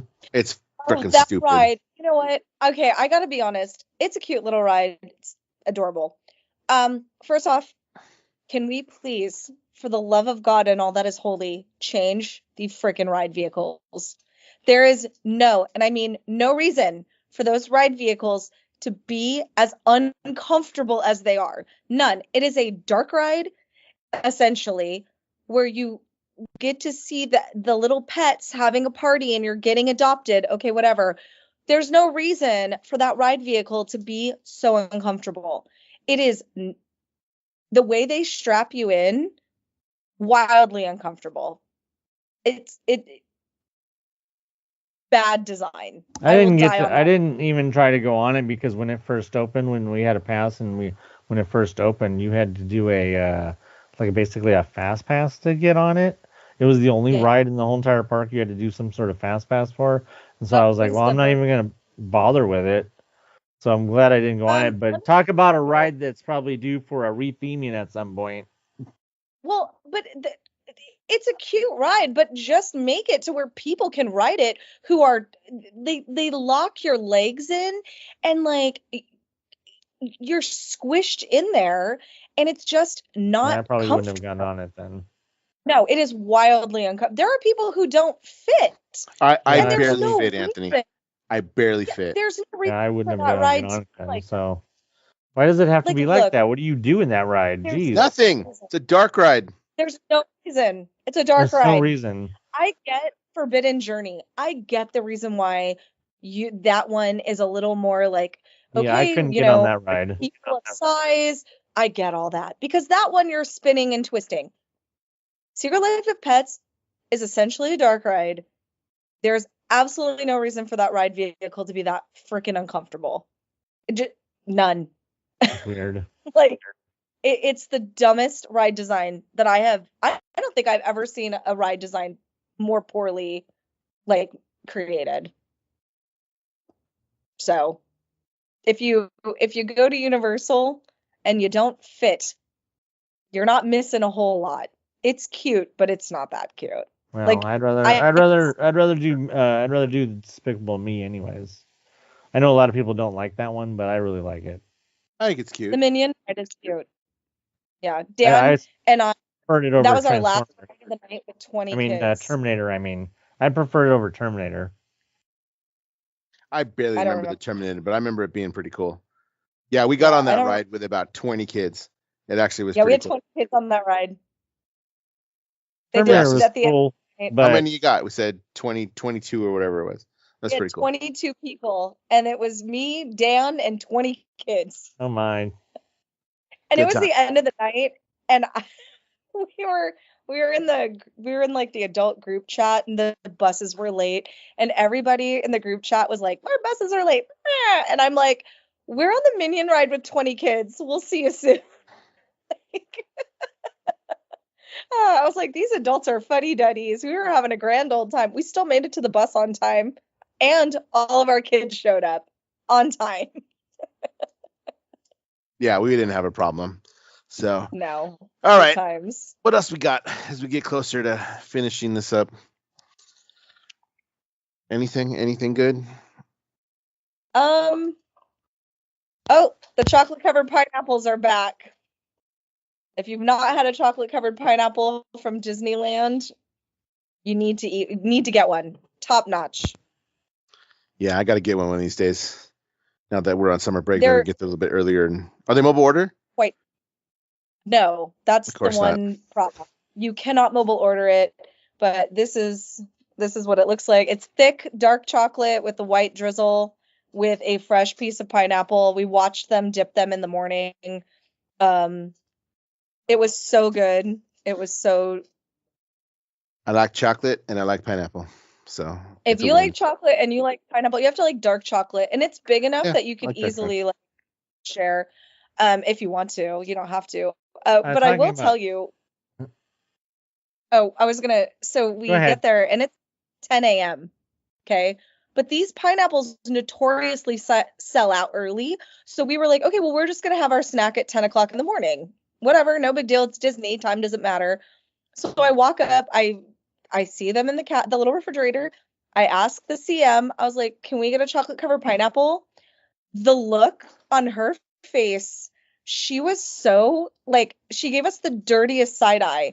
And I thought I was imagining things. I was like, am I imagining this? So we get our stuff and we go sit down. And I looked at Aaron and I was like, did that lady, he goes, give us a dirty look? Yes, she did. And I'm all, why is she judging me for ordering a pineapple at 10 o'clock in the morning? I feel judged.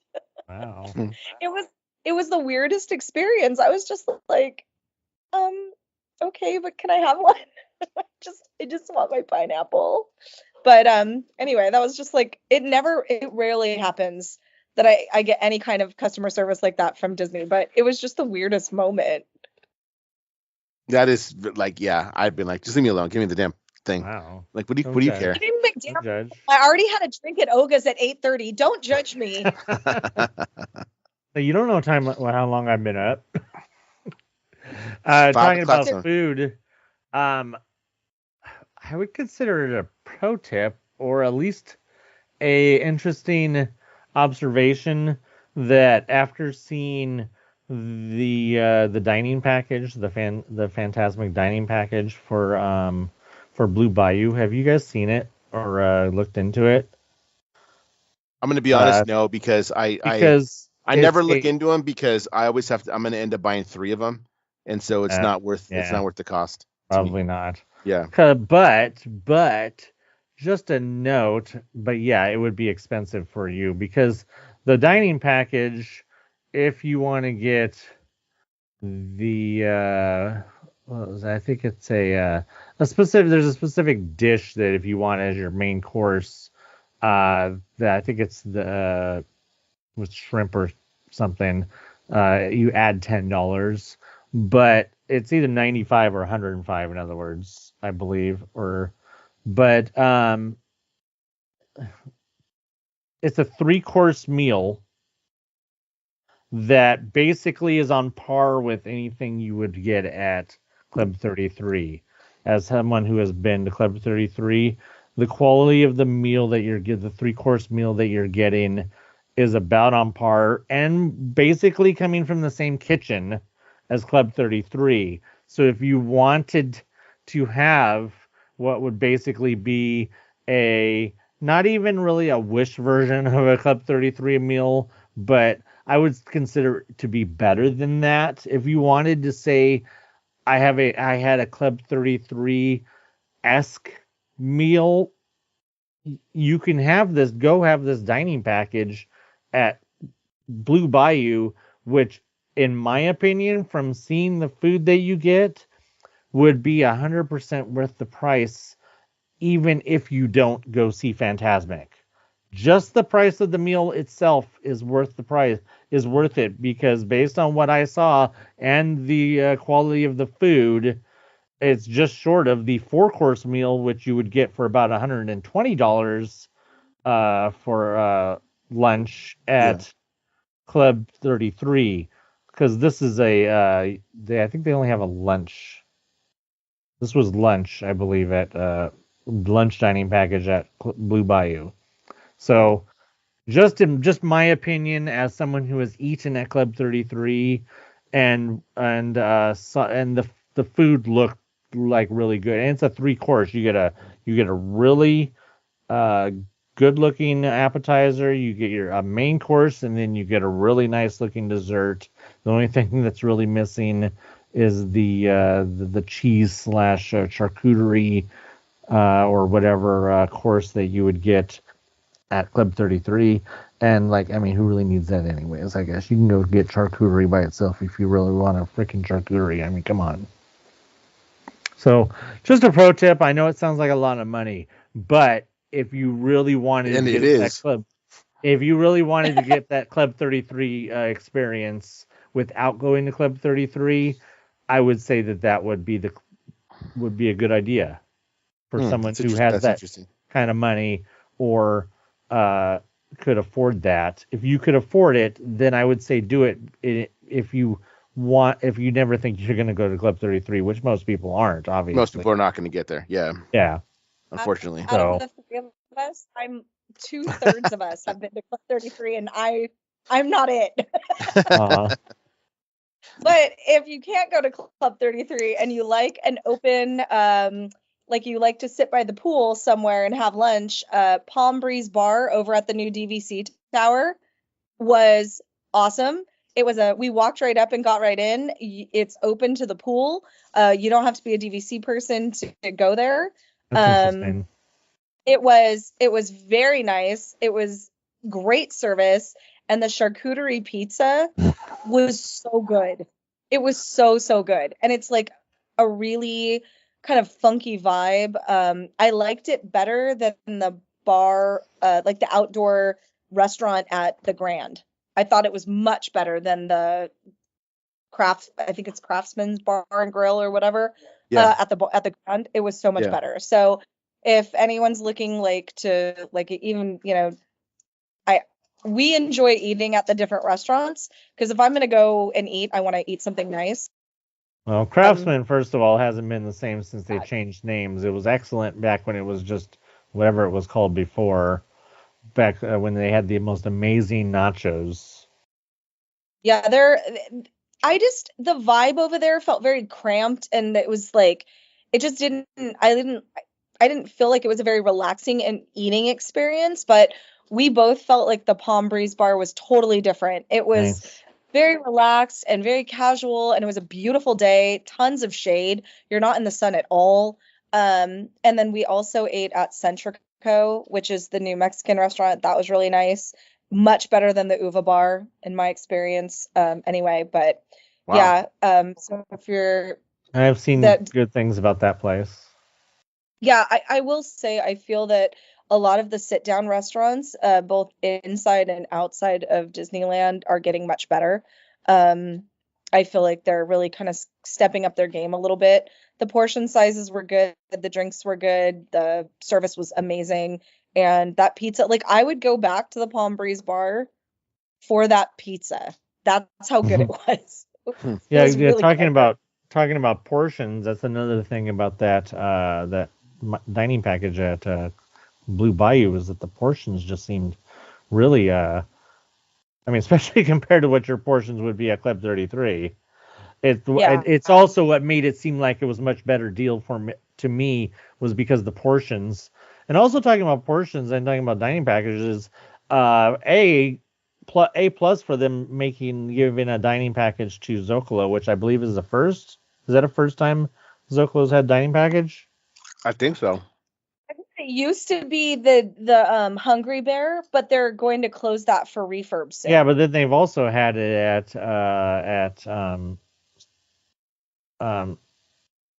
River Bell. They've also had the dining package at River Bell before. So I'm like, I'm not, so I can't keep track of where the hell they have the dining packages because they keep changing it around. I know it's two, right? River Bell has it right now too. Oh, what? River Bell, Zucalo, and Blue Bayou. Oh, there's three. Oh, okay. I didn't know that was the third one. According to the app, the Blue Bayou Fantasmic Dining Package, it's either a 3 or a 4-course meal. Oh. So you can make the decision. Their premium package is enjoy a 4-course lunch or dinner and receive a voucher admitting you to a separate viewing location for Fantasmic. You can choose surf and turf, filet, ribeye, shrimp, gumbo, a heirloom tomato and watermelon salad, or a strawberry and pistachio salad. Fancy. The lunch pricing is $90 per guest. The dinner is $90 per guest. And there's the $10 upcharge if you're ordering the filet, the ribeye, or the bourbon shrimp. Which is what I was referring to, yeah. Yeah. The River Bell Terrace is a 3-course premium package, which is also $90. The only reason why I would do River Bell over all of them is because you get to stay at your seat. You're not sitting on the floor. That is a plus. And I'm 46 years old. I'm not sitting on the floor. Oh no, I'm not sitting on the. That's why I said I would do the Blue Bayou and then just blow off the Fantasmic seating. But if River Bell, if you get to stay in your seat, because they used to do that. They used to have the one at River Bell before because I remember back in the day when I went there and got it's when they had they had a dessert there that was a caramel or a maple bar. It was a maple bar, and I went there and it was about the time that they were doing you had to do it was really hard to get into River Bell for some reason back then because they were doing the dining packages and people were trying to sneak in and sit there. So they were they had a person sitting there like a concierge. It was really dumb, but yeah, that's good that they allow you to do that because it definitely makes it worth the price. Maybe not. Well, they did at one point, but now I'm reading it and it doesn't look like it. So I don't know if they changed. Well, never mind then. They probably just sit you down in the same place as Blue Bayou. Probably.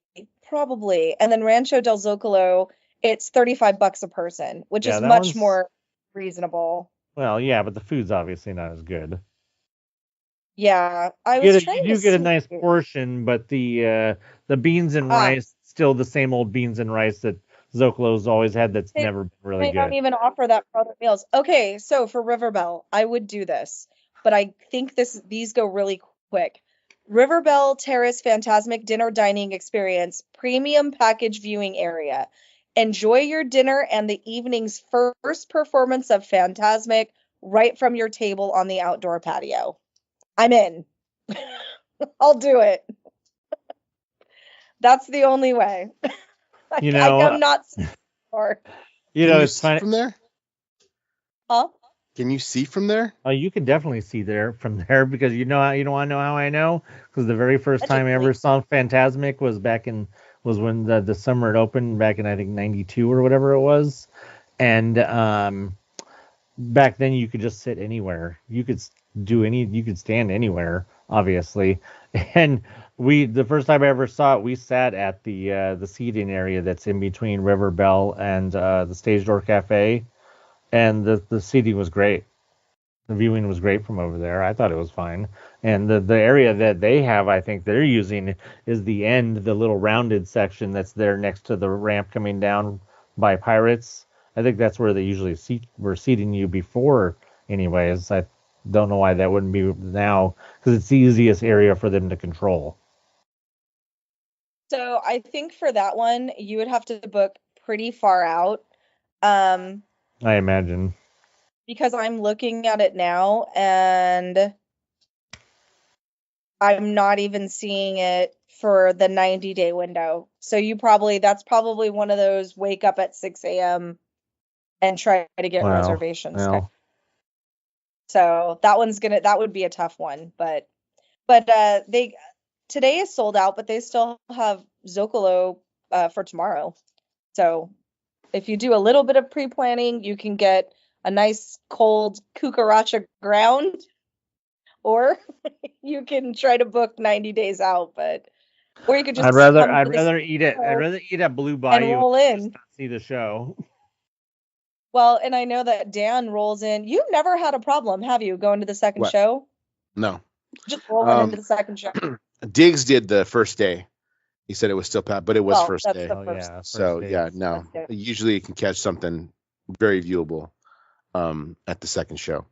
So, you know what? I almost forgot to talk about the Castle Peak and Thunder Railroad thing. Oh, yeah. The backyard Disneyland. Yeah. Oh, yeah. So I asked Diggs about getting tickets for it the last time you were there. He said he's not the one that got the tickets. No, he wasn't. No, he said it was somebody who shall not be named, right? I didn't remember who.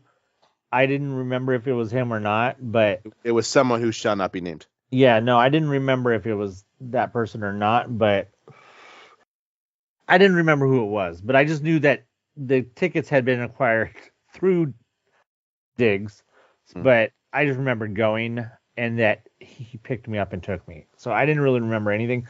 I didn't even remember where the hell the place was. I just remember Anaheim Hills. Okay, yeah, I just remember because I was like, I used to live over by there. So yeah. It was super cool, man. It is super cool. I'm sure it's way better now. I got on a waiting list a while back, probably about Christmas time. I got on a waiting list for when they open it. Got an email about a month later that said, hey, the news is going to come do a feature. So if you can come this Wednesday, you can sign up. That wasn't going to happen. So then a couple months ago, I got an email that said, we're going to do it in the springtime. This is the day and time the tickets go up on Eventbrite, which is like a ticketing site. They don't cost anything. It's just making a reservation because they only allow in like 150 people a day. Each day they do it in a 3-hour time slot. So got in there, worked around some plans to figure out who could go and kind of when. Ended up picking June 2nd.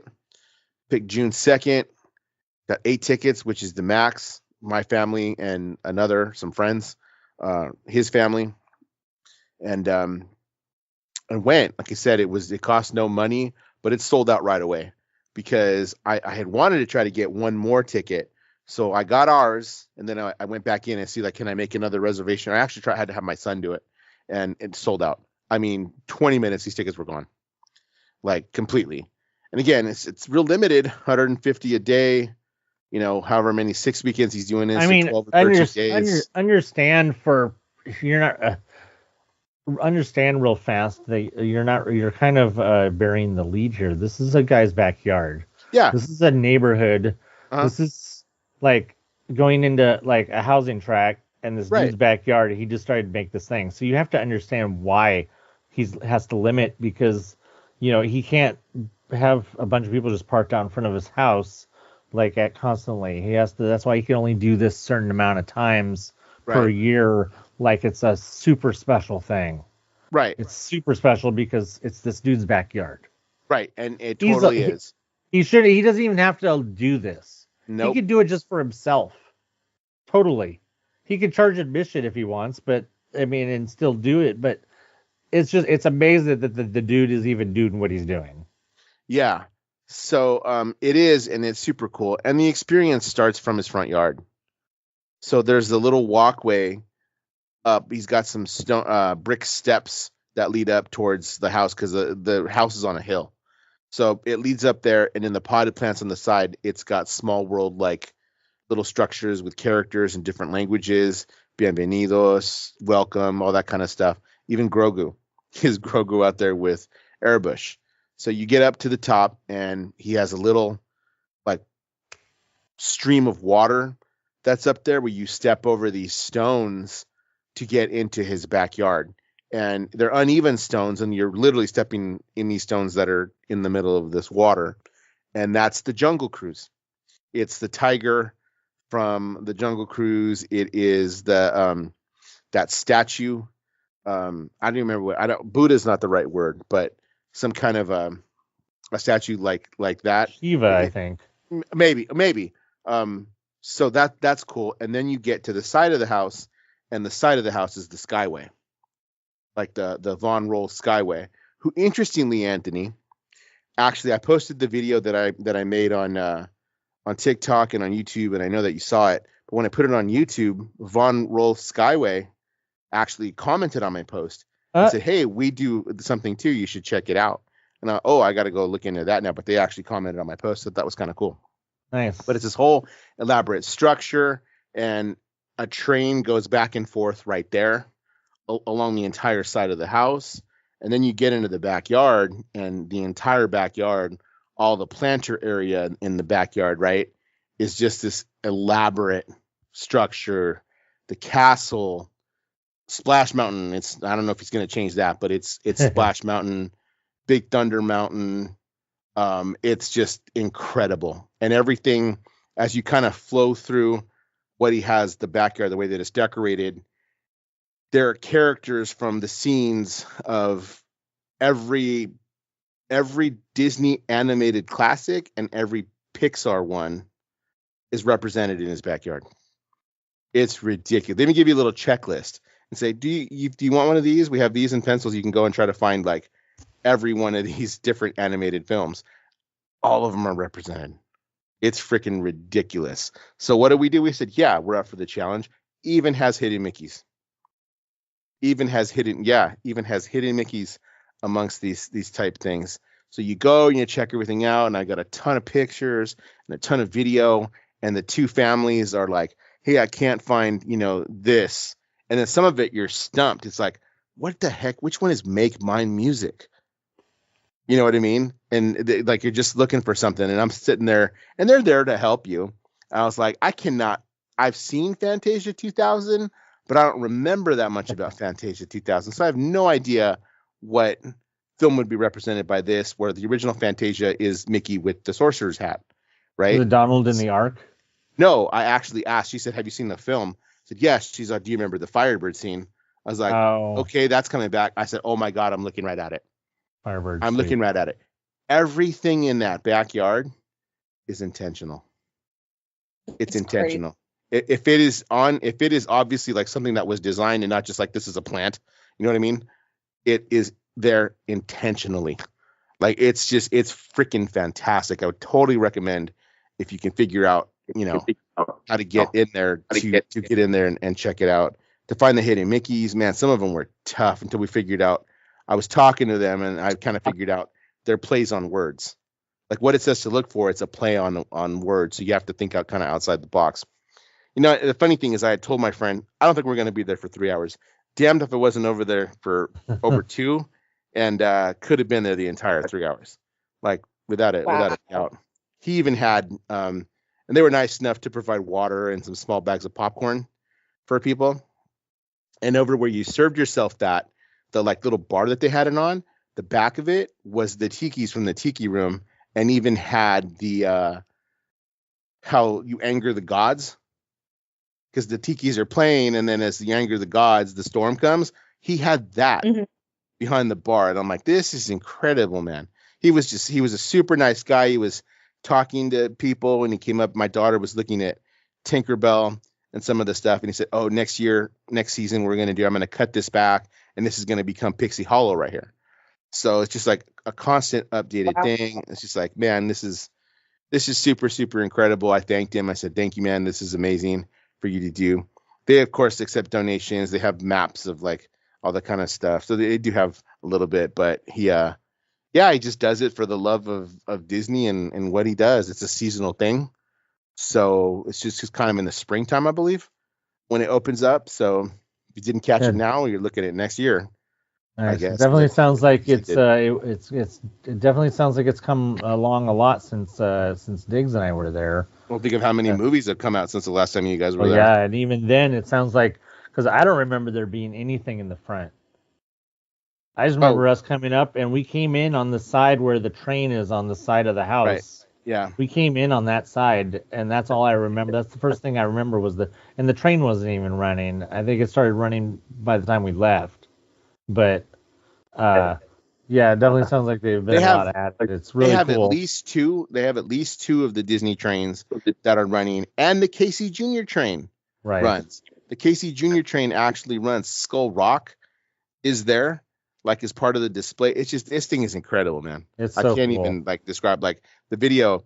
Diggs actually told me, he's like, dude, the video that you put up, he's like, the music, just everything. I thought it was done so well, and it's just something I kind of put together, and I put together on my YouTube page, just like I combined all the clips of raw footage that I took, because like I can't get over it. Can't get over how cool this freaking thing is that some guy just did in his backyard. Then I start to wonder, where do you get these little figures? Because some of these things are not, they're not Atlantis. That's not a popular movie. Treasure Planet, not a popular movie. Maybe as somebody who does 3D printing, does he have somebody who's 3D printing for him? Possibly. I even thought, you know how the Disney store used to have those little, he probably has a 3D sets printer of stuff himself. Yeah. Because I don't remember why, or if we had an extra connection, but we got to go inside the guy's house. Yeah, the inside of the guy's told me the dining room or something, right? Yeah, inside the dude's house is incredible. I don't even know what it looks like now, but at the time it was incredible. So much hardwood everywhere. Yeah. It was just so beautiful. Such a beautiful inside of the house. It's like, well, definitely there's some money here. And it's good that this guy's using his money to create this beautiful, not only is he creating a beautiful inside of the house for himself, but outside he's creating this beautiful Disneyscape for everybody to see, which is really cool. I read an article, and I think I read somewhere that he's a landscape architect. Okay, well, there. this kind of that works out, right? That checks out. It does. As to what it is, but I can't get over it, dude. It was absolutely amazing. So I know it's been a while since you've gone. I don't know if there's any plans to come down here anytime soon, but you should look for that, whatever. And then Gina should definitely get a chance to check that out if you get a chance, because it's just a mailing list I ended up on, and that's how I got informed of when tickets quote unquote went on sale, and just was there just like Ticketmaster right when it opened, or D23 right when it opened. To try to get these things. So yeah, I definitely want to check it out. It looked really, really good. Like, well done. Just, I love to see people who do things to their house that are like unique and beautiful and creative, and obviously like a niche. Like, they're living there. It's not like they're just designing it to flip it. So I love to see people do like really cool stuff with their house that is personal and just beautiful. And that it looked good. The videos, the pictures were amazing. So I think that's it, unless anybody else has anything else. I have just one more thing real fast, and I just want to harken back just a few years to Mickey's 90th birthday, and just a reminder of some words that were said by some of us about how I thought that it was being overdone just for a 90th birthday for Mickey. And then I want to fast forward to this year, which is a certain duck's 90th birthday, and Disney doesn't seem to care about it at all. There was maybe 2 pins put out, and then maybe some words were said. Oh no!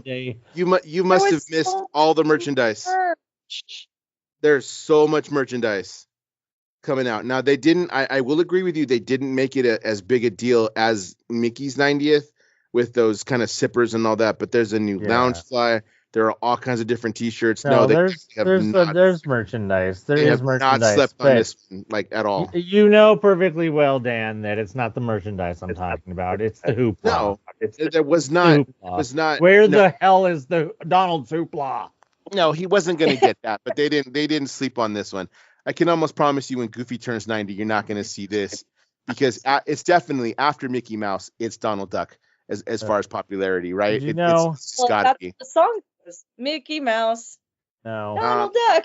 Yeah. Like, they're right there. Yeah. Did you know that in Italy, Donald is the superior Disney character? Did you see the stuff they did in Japan? Well, I mean, they had the trash cans had an overlay of Donald Duck. Yeah. No, Japan had has a whole festival going on right now for Donald's birthday, but that's because Japan can do whatever they want, right? And they like to treat the characters like they actually matter. Other than Mickey, I never expected this one to be as big as Mickey's because that's just not the character. But I didn't either. Yeah, there was I plenty had to make a big deal about it. Yeah, there was no because I love there was plenty of merchandise which I haven't seen. Yeah, but that bag is freaking cool. That turns red in the sun. Like, that's freaking cool. That is like super freaking cool. I thought that was really cool also. Where the hell is Donald's zipper? Isn't that the same zipper that was sitting at Company D and at our better 99-cent stores just a couple of months later? That one? The Mickey one? Oh, yeah. It was the discount stores. Yeah, the Mickey 90th stuff was terrible. Because the whole Mickey 90th thing was terrible in itself. Like, I don't expect Donald's 90th to be celebrated. If they're going to celebrate Mickey's 90th, I want Donald's 90th celebrated because he's just as important. Screw Mickey. Mickey lost his own license. Mickey doesn't even have possession of his own self. So I'll remember that the next time we have John Adams' birthday off from school. Instead of Washington or Lincoln, we have John Adams. Yeah. So we have the just the as important. John Adams. Number two. Yeah, number two. I mean, no, they just skipped to number 16. Yeah. And I know what you mean. I understand what you mean. Anyway. All right. Anything else? I think we're going to call it quits. No, happy birthday, Donald. Happy birthday, Donald. This will be out soon. The next time we meet, did we do it again next week? 2 weeks? 2 weeks, so that's news break. Yeah. Yeah, 2 weeks news breaks. I'm not doing anything. After Saturday, I feel like, okay, all grad requirements and stuff are done. I will have been to the parks. We'll have eaten at Carthay. Hopefully seen Fantasmic. And look at it this way. We won't have to talk as long. That too. Now this is the bathroom break right now. So, all right. There we go. We'll see you soon. Catch our stuff on talking YouTube and all that, and I'll talk to y'all later. All right. Have fun. Bye. Disney Culture is a part of the Extraordinary Culture podcast universe. Follow my Disney stuff on IG and YouTube at Dan's Disney Adventures. Follow my Disney stuff on TikTok at Danzig77. It's DANSZIG77. Thanks for listening. See you real soon.